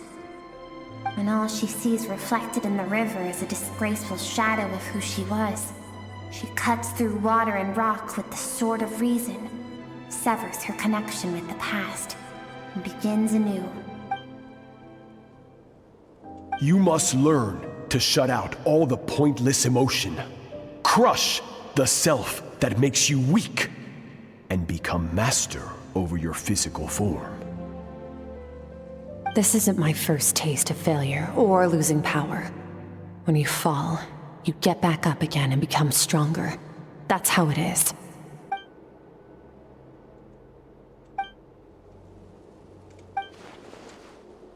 The answer to one mystery invites another question, I see. Let's follow the river upstream. There among the cliffs, among the memories etched into her heart, lies the truth of it all. Soon, you'll understand everything.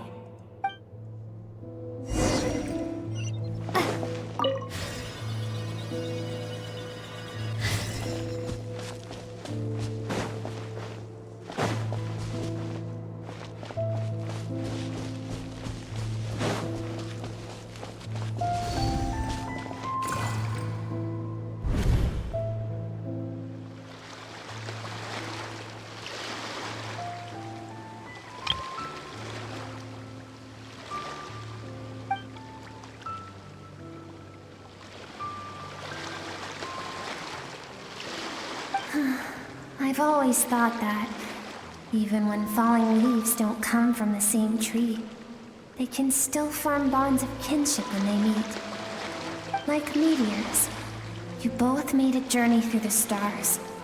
Both travelers who have landed on a planet that is not your home. Yet, when she first noticed your presence, although she hesitated for a moment, she still chose to walk away, indifferent as ever.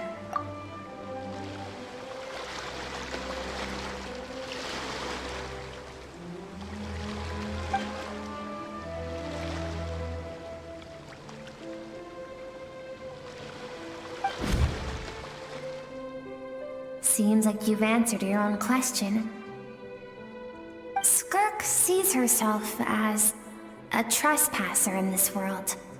She's made a conscious choice to avoid altering its path. But the reason for that decision stems from events much earlier on in her life. Let's keep going. It's still a long way to the source of the river.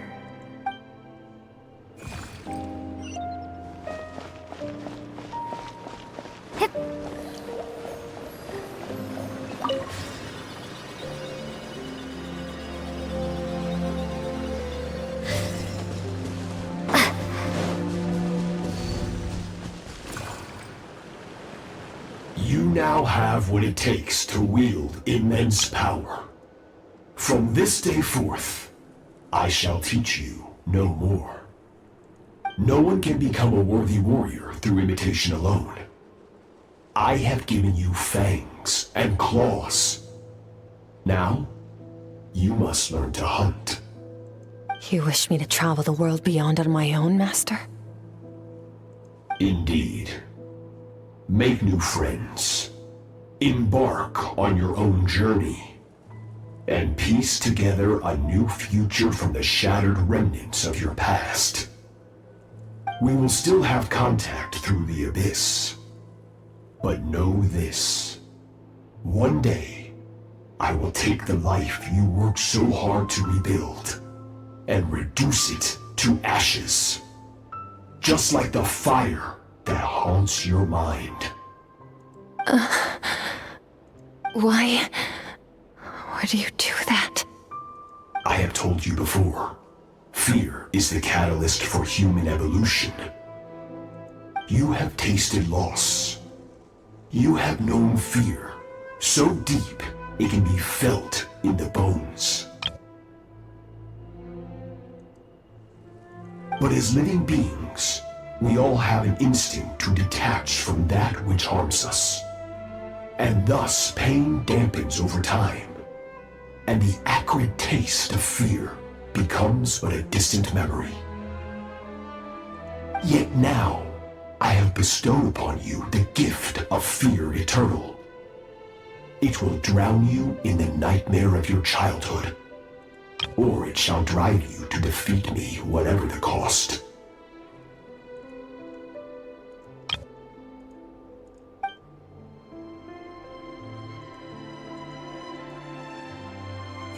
That is what SKIRK'S master, the foul Sirtologi, looked like at one point in time.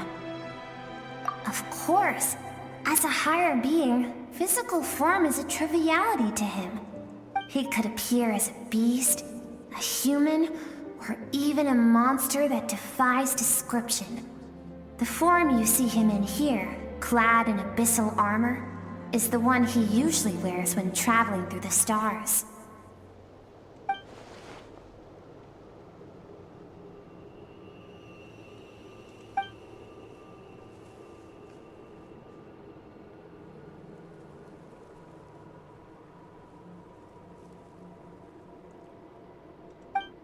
For certain reasons, I need to bridge the power gap between me and my master as quickly as possible. But first, I need to understand the source of his strength. To do that, I need to follow in his footsteps, walk the path he once walked, and somewhere along the way, I'll find out how to defeat him. That is my sole focus and purpose.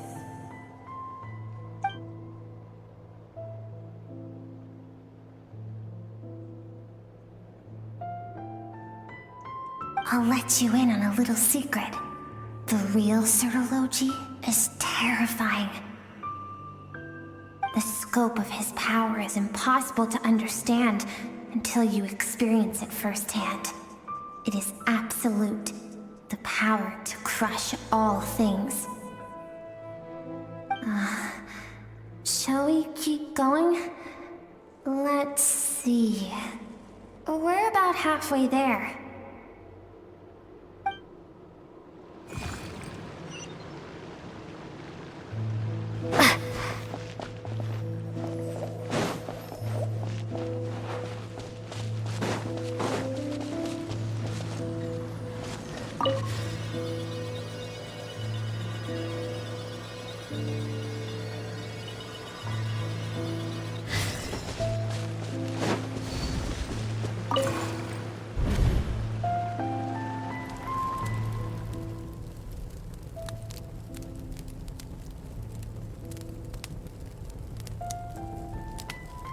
We've made it quite a ways already. This is SKIRK, when she first began training under Sirtologi.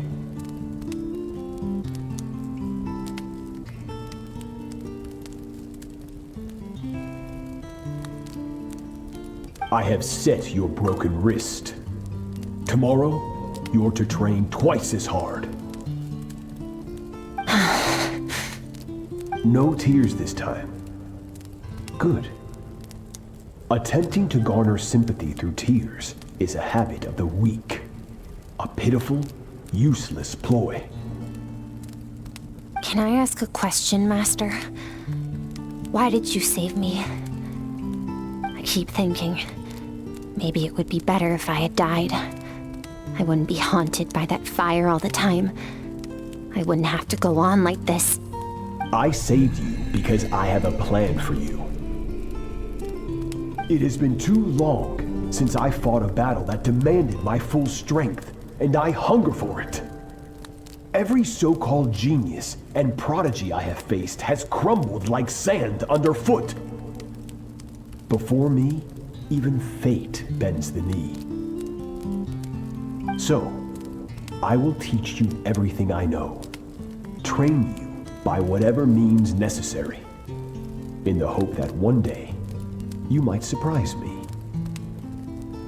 But I don't want to draw my sword against you, Master. What you want matters little. Among the boundless sea of stars, the cries of the weak are but faint murmurs that disappear into the void. You of all people know that well. Yes, Master. From that day forward, all she knew was grueling training, emptiness, and fatigue. After some time, her talent bloomed, and she gained control over her emotions, like her master. How should I put it? It was not that human emotion disappeared from her heart, but that reason came to dictate all she was allowed to feel. I suppose it was at this point that she became the Skirk you know today.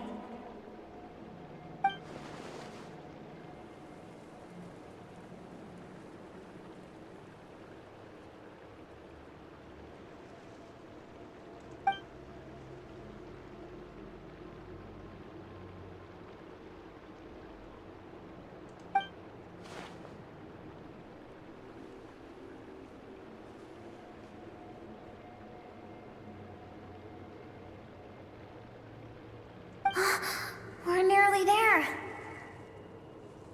I almost don't want to reach the end. Well, shall we? This is the final stretch.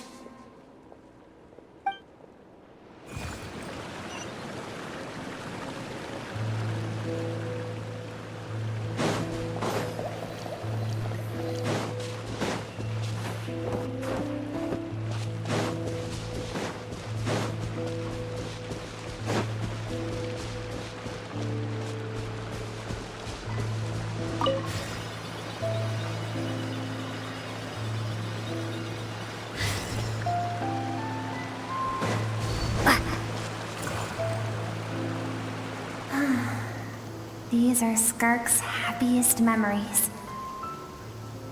What a simple and carefree time it was. Wisps of clouds dotted the sky. The sun bathed everything in golden light. And when song filled the air, not even the shyest of flowers could resist swaying along. This is SKIRK'S homeland. She was so curious about everything as a child. Always skipping school to go exploring instead. There was so much to discover. The treasures at the bottom of the sea. The secrets beyond the stars. And that merchant ship packed with adults wearing those strange clothes. Yes, the ship. That was the beginning of the end. It was a spaceship. When it arrived, the people that disembarked wore smiles on their faces and spoke of friendship. They claimed to be merchants from a neighboring planet, looking to establish trade. SKIRK'S parents, her relatives, her neighbors, everyone welcomed the newcomers with open arms and allowed them to explore the planet. To them, the visitors were guests and should be treated with hospitality. No one had any idea of what was to come. Several months later, an army of unknown origin arrived without warning and carried out a ruthless campaign to destroy everything and everyone on the planet. SKIRK had skipped school that day, like so many times before, so she was not caught in the immediate wave of destruction. But when she came home that day, only fire and ruin awaited her. Countless people cried out to her for help. People she knew and loved. Friends and relatives. The little girl who lived next door.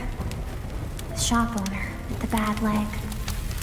The bad-tempered teacher she had made fun of just that morning. their lives were discarded like worthless trash, as the fire consumed one life after another. Skirk was helpless. All she could do was run. And so she did. She kept running, until an unexpected figure crossed her path.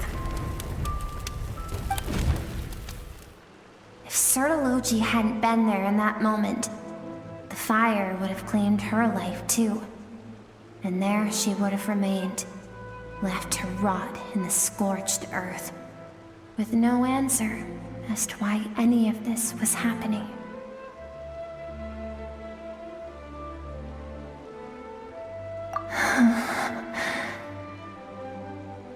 Because she and her people were seen as a threat.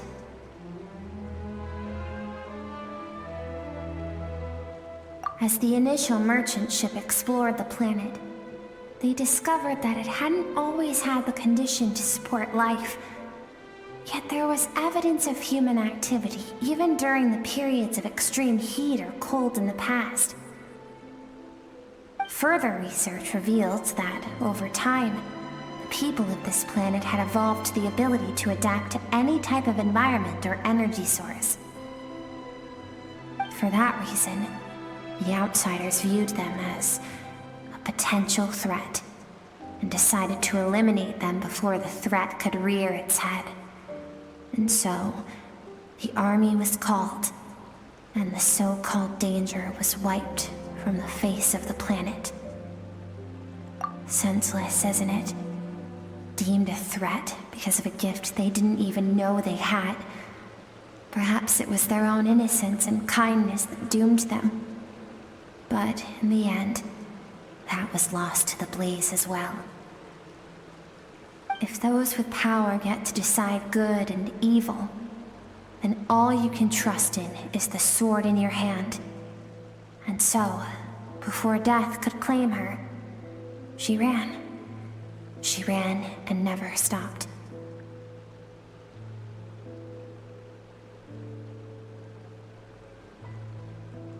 No one wants to relive their most painful moments.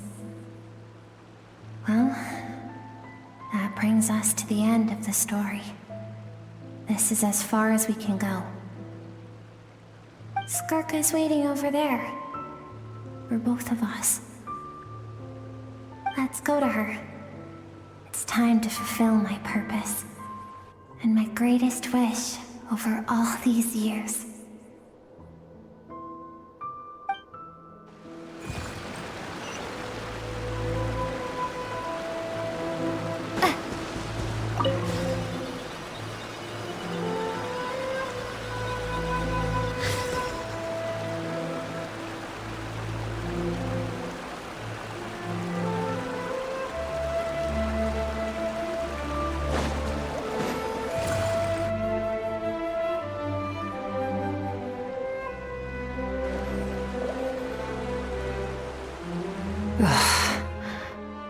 So all this, just so you could bring her here?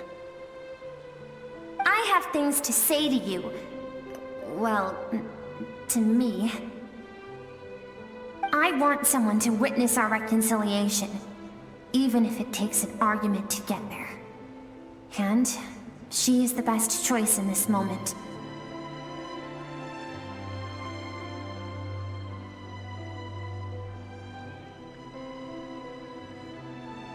Her suppressed emotional self.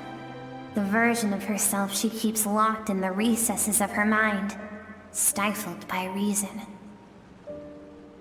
All those rejected impulses, those discarded aspects of your past selves, they are a part of me now.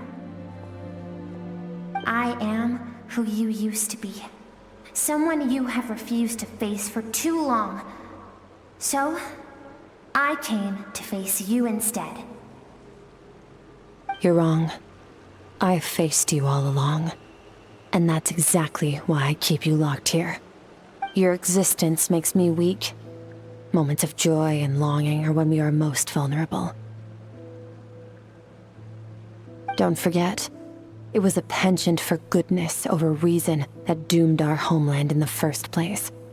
The The vastness of the universe renders everything insignificant. Our feelings most of all. Even so, learning from the mistakes of the past doesn't have to mean erasing everything. Strip yourself of your so-called weaknesses, emotions like kindness and empathy, and what makes you any different from the ruthless soldiers who slaughtered our people? The difference is that I'm doing what is right, what is necessary. I allow you to exist, but with limited freedom. That is the greatest kindness I can offer. I have shouldered everything you couldn't carry. I rose above the numbness and emptiness, and it was cold, unfeeling reason that brought me this far. It made me who I am. It made me strong. That is the problem. I want to shoulder those things together. On the grand scale of the entire universe, maybe our feelings are vanishingly small, but why should that mean they don't matter? Emotion gives warmth to the cold expanse of space. It gives meaning to the world around us. Think back to those nights of gazing at the stars, those afternoons of exploring the unknown. Think back and let them grant you peace. A brief respite from the pressure you put on yourself.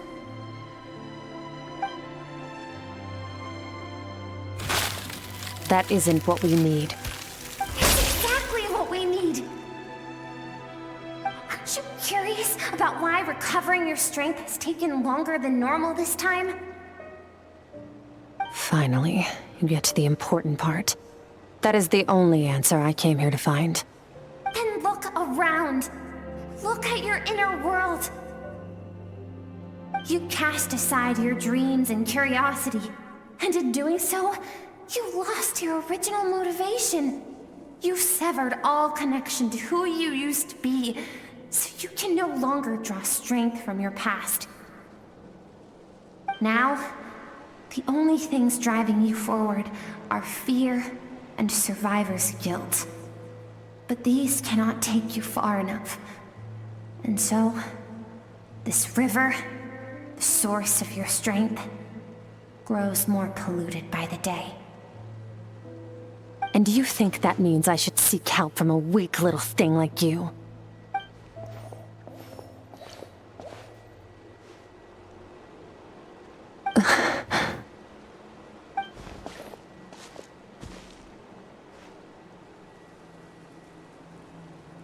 Thank you for saying that. I knew bringing you here would be the right choice. To be honest, I'm not here to argue with you. This isn't about who's right or wrong. And in fact, I agree that in order to make it through the wake of that tragedy, we had to distance ourselves from the pain through reason over emotion. But what is right at one point in time isn't always right forever. I know you will never forget that fire. I know the fact that you were the sole survivor fills you with guilt. And I know that among the voices that haunt you, mine is there too. Because deep down, you know that you didn't turn out to be the person you wanted to be. All those unfulfilled hopes are like knives to the heart. And I don't want you to hurt anymore. So even if you can't accept me, I hope, at least, that you can let go. I keep thinking, maybe it would be better if I had died. I wouldn't be haunted by that fire all the time. I wouldn't have to go on like this.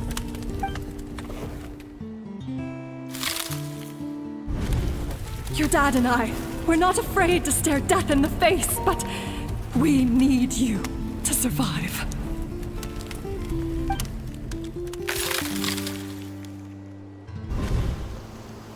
I'm sick of being a kid.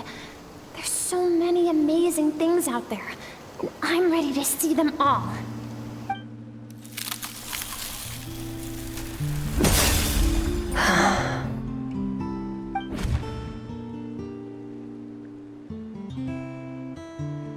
I remember.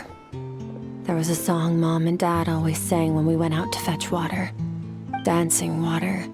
The sand along your path is begging for your song and movement. Will you carry this burden with you on your journey? I am not the dancing water, and you are not the burdensome sand. But if this is your wish, then I will carry you with me until the end. Thank you. I should be thanking you.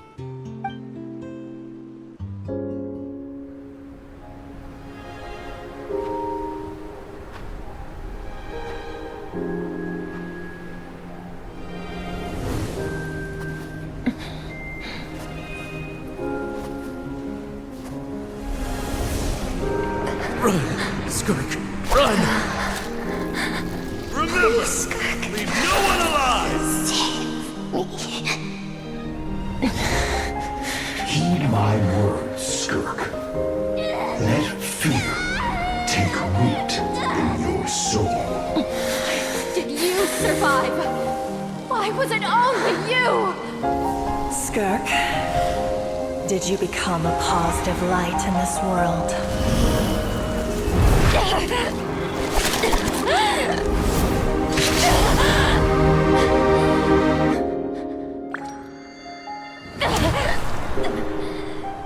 Hey, this doesn't have to be the end.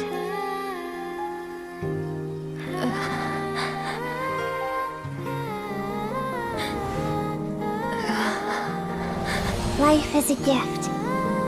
Don't let darkness claim it.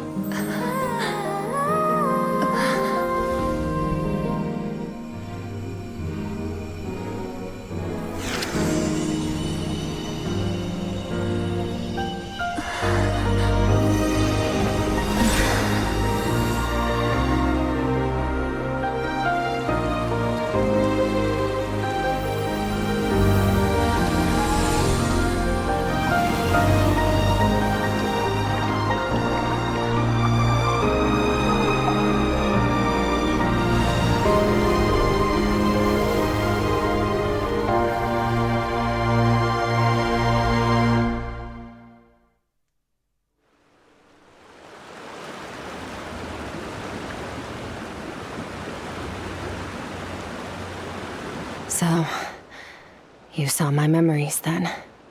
I once asked my master if survival of the strongest was the law of the universe. He said no. But in a world without order, those with no moral boundaries tend to be the ones who survive.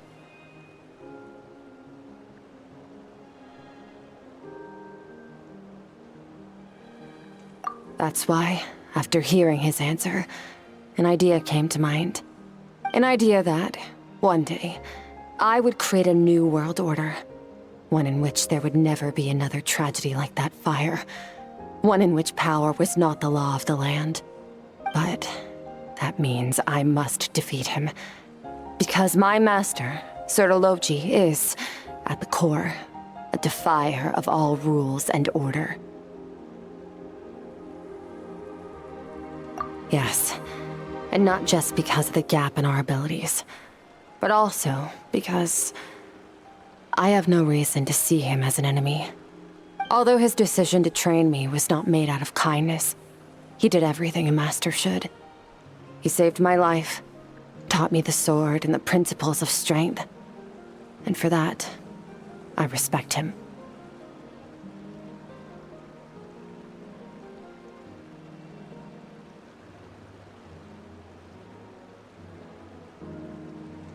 I know.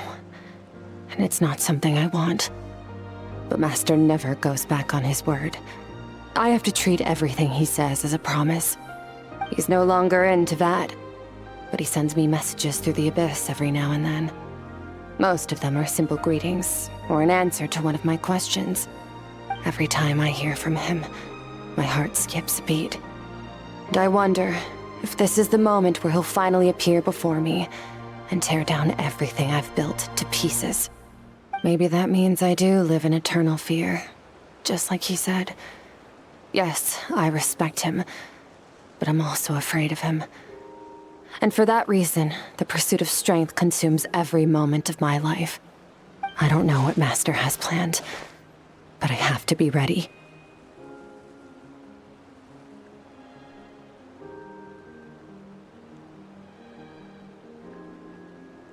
Help me? Why? This isn't your fight.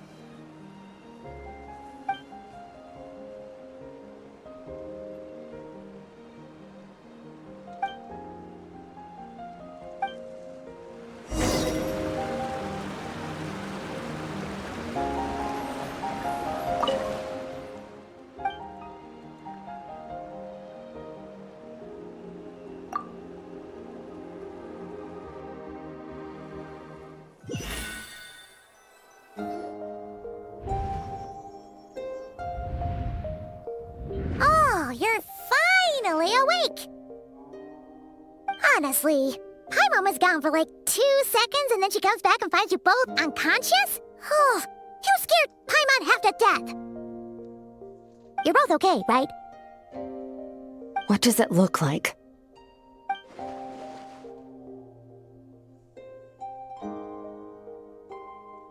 Only water from the source can cleanse the rot and filth that flows from the past into the future.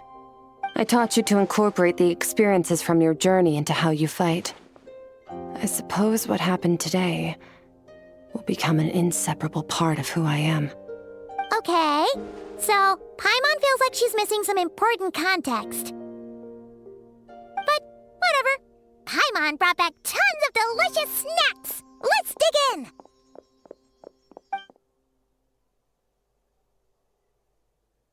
All right. It's about time we finished what we started. We're gonna deal with this thief for good, right?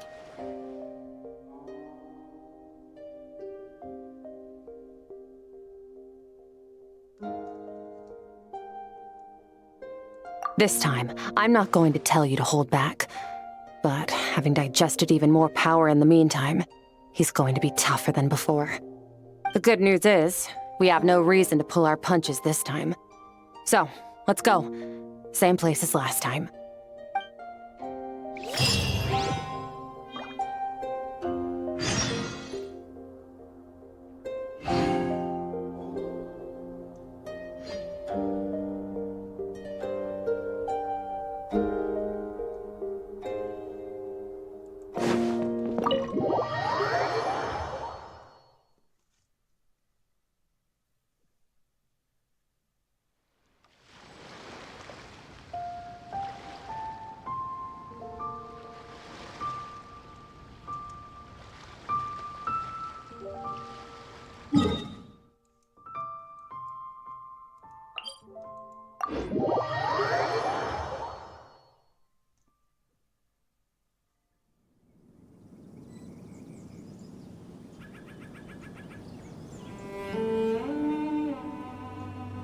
What could the children be up to?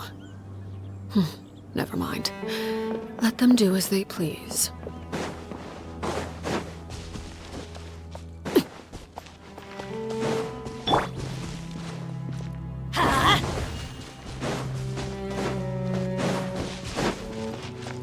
Adventure time!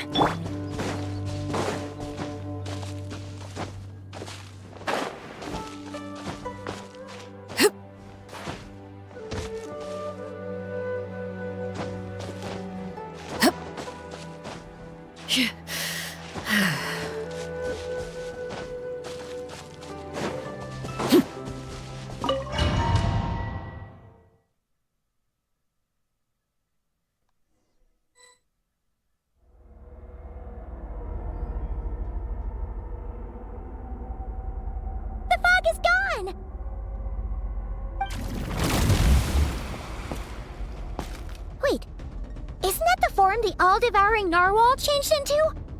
How come he knows that, too?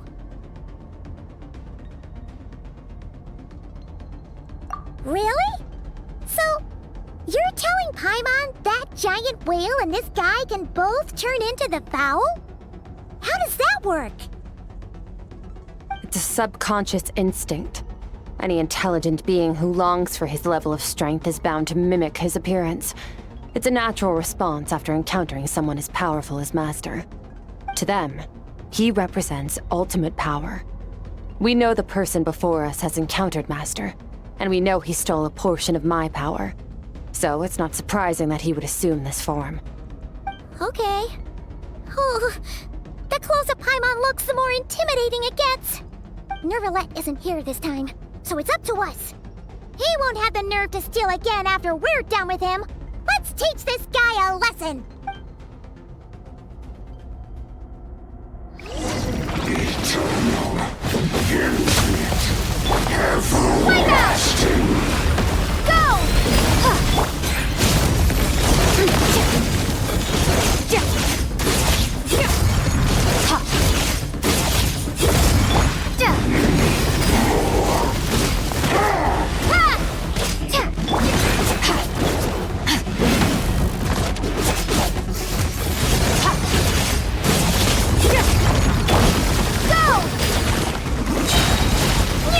Bombs away!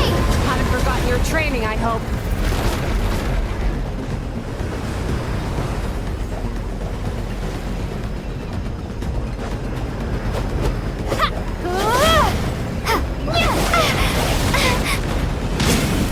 Water jet!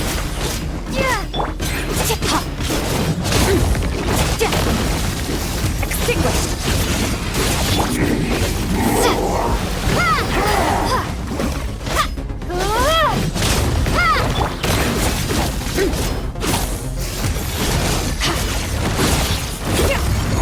Mine to wield.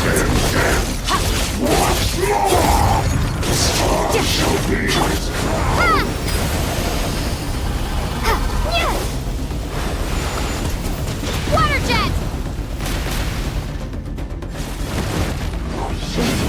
And death. Once more! Go!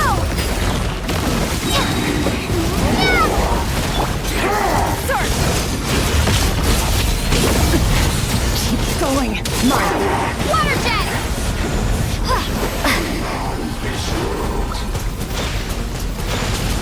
Water jet!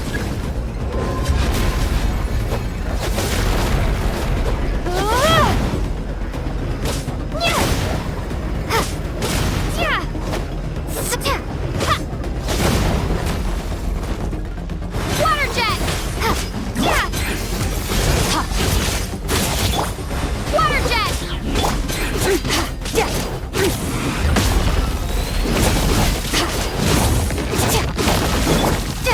Go!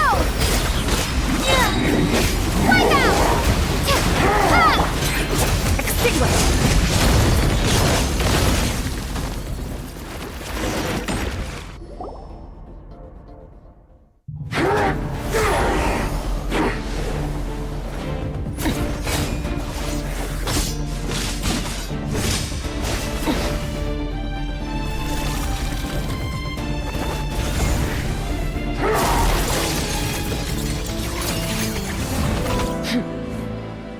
Haven't had enough of my power.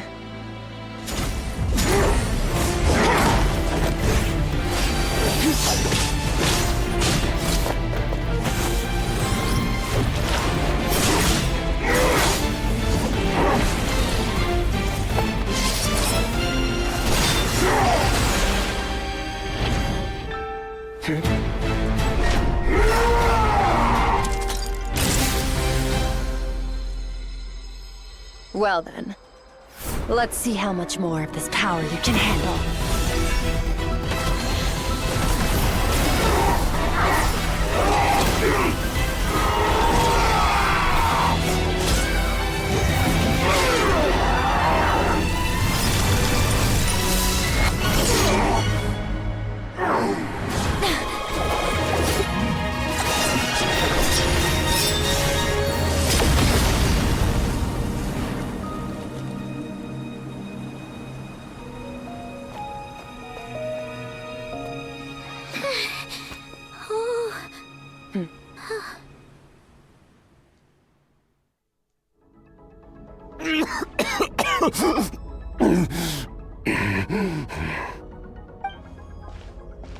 Well, have you come to your senses?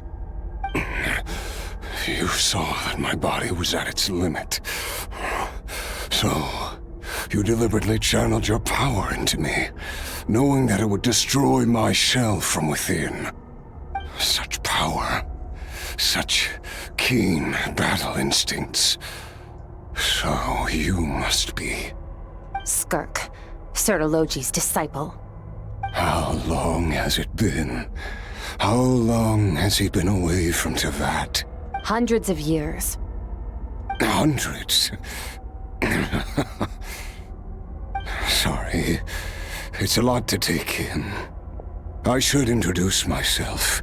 I am Skofnungar, a friend of your master and one of his followers. This is the first time I've heard your name, Skirk. But hundreds of years ago, I knew you existed. And I knew you would come here. Hundreds of years ago? Sounds like you and Master have quite the history. Care to tell us about it? Of course. Might as well take advantage of a clear head while I can. The story starts a long, long time ago. I was born into a noble family in Conria.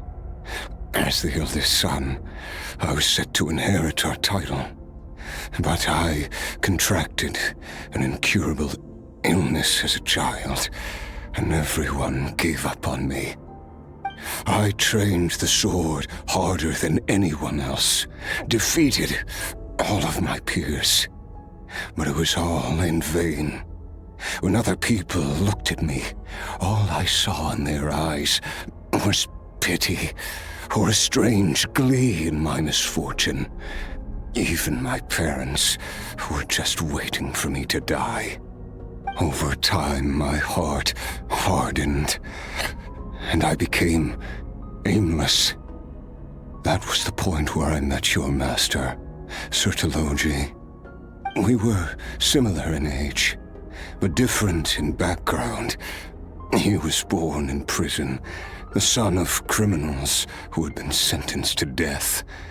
He spent his childhood wandering the streets, facing more criticism than the literary works in the Universitas Magistrorum. Yet, he always wore a smile on his face, as if kindness and malice were one and the same, and he could not see the difference. I still remember what he said to me when we first met. You need to fight to survive. Even if it's a losing battle, it should light a fire under you. How can you sit back like this and go down without a fight? That does sound like something he would say. He was the first to acknowledge that I was worth something, and he inspired me to keep going. When we sparred together, it was the first time I'd actually felt the thrill of combat. When I was 10, he stole forbidden research materials and managed to cure my illness. It was like there was nothing in this world he couldn't accomplish. When it came to the human form, he was always intent on pushing the boundaries of possibility. But somewhere along the way, I fell behind. My talents were nothing compared to his, and at some point, I realized he had pulled so far ahead, I was too embarrassed to even ask him to spar. After his grand endeavor was successful, he sought me out and said to me, "This planet no longer holds anything of interest to me, so I'm leaving. But first, I have an offer. I can use a power I have just refined to break the curse of immortality for you. Your death was once what we worked so hard to prevent. But the immortality you now face is a different kind of pain altogether." I'll pass. Immortality doesn't sound so bad to me. Since I can't die, it means I have an infinite amount of time to get stronger. Maybe I'll finally catch up to you one day, and we can spar like we used to. Are you sure? I cannot say when I will return. Your body, or rather, your soul, might not be able to withstand this curse. All I can do is try. After all, a wise man once told me, people need to fight for their own survival. Wise indeed. Nevertheless, if you grow weary of the pain of immortality, and wish to experience a good sparring match before you wither away, seek out my disciple. Disciple? Never thought I'd hear that word coming from you. Nor I, but Vedifenir said I was destined to find a disciple out there in the universe, and bring her to Tibet. You know as well as I, Vedifenir's prophecies are never wrong. Well, now I'm curious about who this disciple of yours will be. All Vedifenir said was that one day, the stars shall bow in her honor. Sounds pretty impressive. Of course. Only the most outstanding people would have the right to become my disciple. Still self-assured as ever, I see. But you're not wrong. I'll be leaving then. Oh, and if you are serious about getting stronger, I left you a little gift in the primordial sea. As I've said before, walk whatever path you want. Freedom means even the wicked get to make their own choices. Waiting for me in the primordial sea was the all-devouring narwhal, already beaten into submission by Sertologi. In its weakened state, I was able to cut off part of its flesh and sew it into my own heart. Your heart? That sounds like torture! How did you even survive that? Because, of course, I bear the curse of immortality. So, you used the curse to turn yourself into a vessel for power. Even with that whale's ability, devouring power like that is not something the human body can withstand. With your body and soul constantly at the breaking point, it was the curse of immortality that sustained you. But that is not the path to strength. You have to pour your heart into it, work for it, dream of it. Instead, you stole something that didn't belong to you, and it backfired. You're right.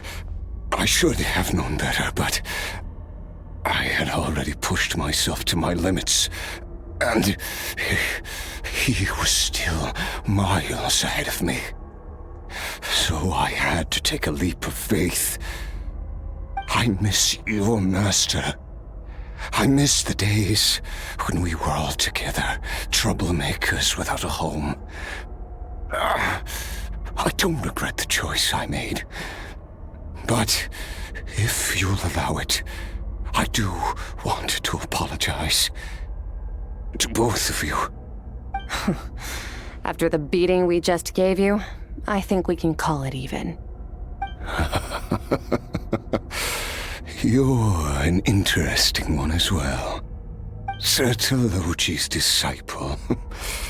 That's a lot to live up to. It can't have been an easy experience. I know what he's like. He rules with an iron fist, using despair and fear to force you to catch up to him, all the while standing ever out of reach. We're like mountain climbers in the dark, never knowing how much higher we have to climb, or when we will see the sun again. True. But I made up my mind long ago.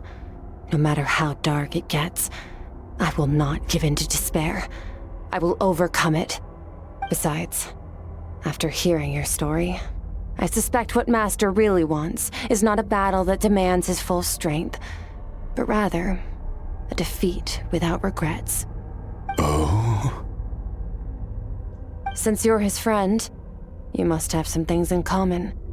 The first time we came here, when you stabbed me through the fog and stole my power, I felt no emotion coming from that spike. But when you had to devote all your strength fighting me just now, I could feel joy and passion emanating from your blade. It was the joy of a researcher discovering the truth of the world, the joy of an artist uncovering a temple of wonders. Interesting.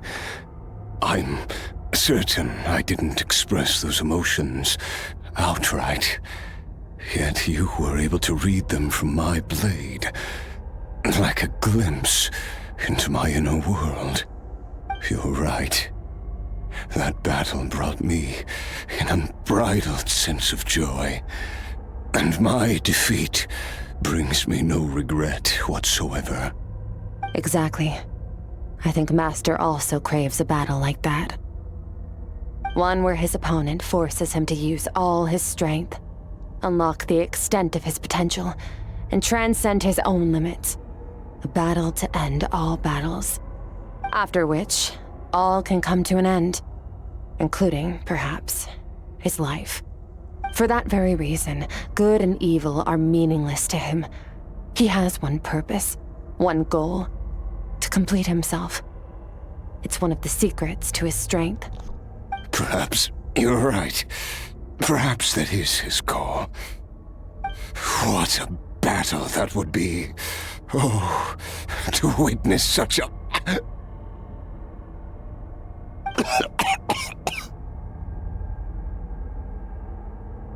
Are you okay? Too many different kinds of power are surging through my body. The curse of immortality allows it all to coexist, but it does not remove the pain. I won't be able to hold on to my sanity for much longer. What a shame. I would have loved to witness that battle. Sertologi once offered to free me from this curse. Now, I must ask that of you, Skirk. Can you release me from the pain? I can, but not through death, if that's what you were hoping for. It's not a suitable punishment for your crime. As an alternative, I can take your consciousness, along with all the power you've consumed, and smash it to pieces. The impurities will dissipate, and under the curse of immortality, your mind and body will regenerate. When that process is complete, you will be back to who you were before, no longer tortured by powers you can't control. But it will be a time-consuming and painful process. The decision is yours to make. I accept. And who knows? Perhaps I'll wake up in time to witness your great battle with Sertologi. I have faith that you'll be able to stand against him one day. Though I know it'll be a long and arduous road. If we are climbers in the dark, it appears the dawn has finally broken for me. But your ascent continues. At least, it looks like you are not alone on your journey. I will reach the top of this mountain, no matter what it takes. And you, Skofnungur, will be my witness at the end of all things. That's finally over. Let's get out of here. Huh. At least we don't have to make a mad dash for the exit like last...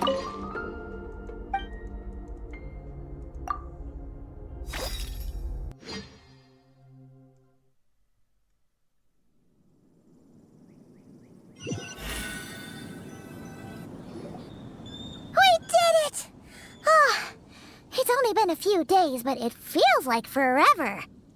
Once again, we've proved there's nothing we can't overcome. We're just that awesome.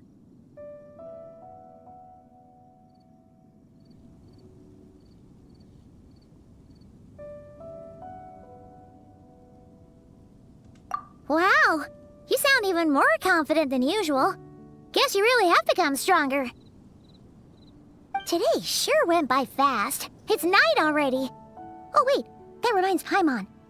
The stars you mentioned, the ones that died out, are they back now? Yes. The power Skofnungur stole has been returned. So, the stars have regained their light. Great! Huh, it's crazy that you even noticed their light was gone. There are so many stars in the sky. If a few disappeared, Paimon definitely wouldn't be able to tell. I suppose it's because I have gazed upon this sky for centuries.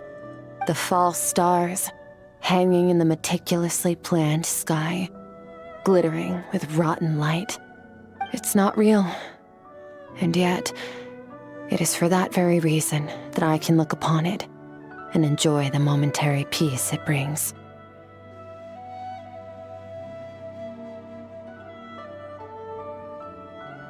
Even the most beautiful of bubbles has to burst.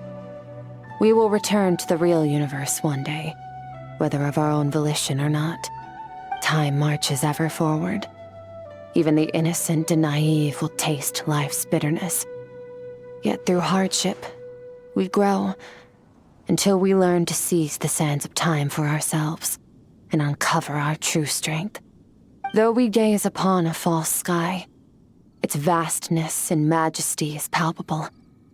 One can only wonder, what is it going to take for kindness to reign supreme in the vast expanse of the universe? Ugh, this is all going over Paimon's head. But if she knows one thing, it's that the traveler always finds a way. Ever since we met, she has filled Paimon's days with happiness.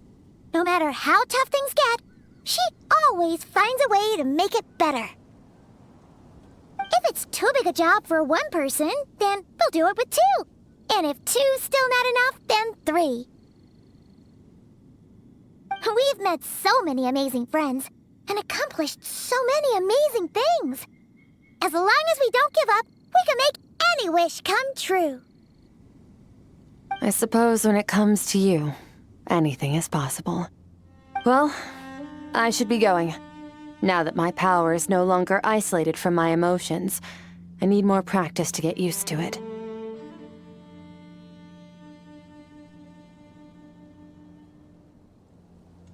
I suppose fate will decide. Maybe we'll bump into each other on the street. Or maybe we'll reunite on a different planet entirely. Regardless, reunions and partings are but passing moments. More than anything, I hope that at the end of this journey, wherever it takes us, we stand in a world reborn. One without war, pain, or forced partings. One where new life can bloom, even where there was once nothing but scorched earth. For this, we must all work to become stronger.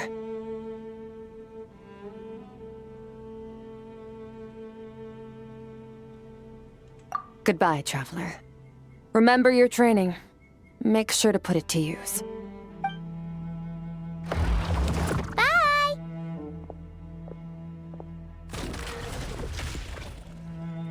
Is it just Paimon, or is she being nicer than before? We definitely count as friends after all that, don't you think? Hey, what do you think about camping here tonight? There's nothing quite like sleeping under the stars. Come tomorrow, we can continue our journey. Oh, and since Paimon treated you to that super nice meal at Wanmin Restaurant, it's about time you returned the favor.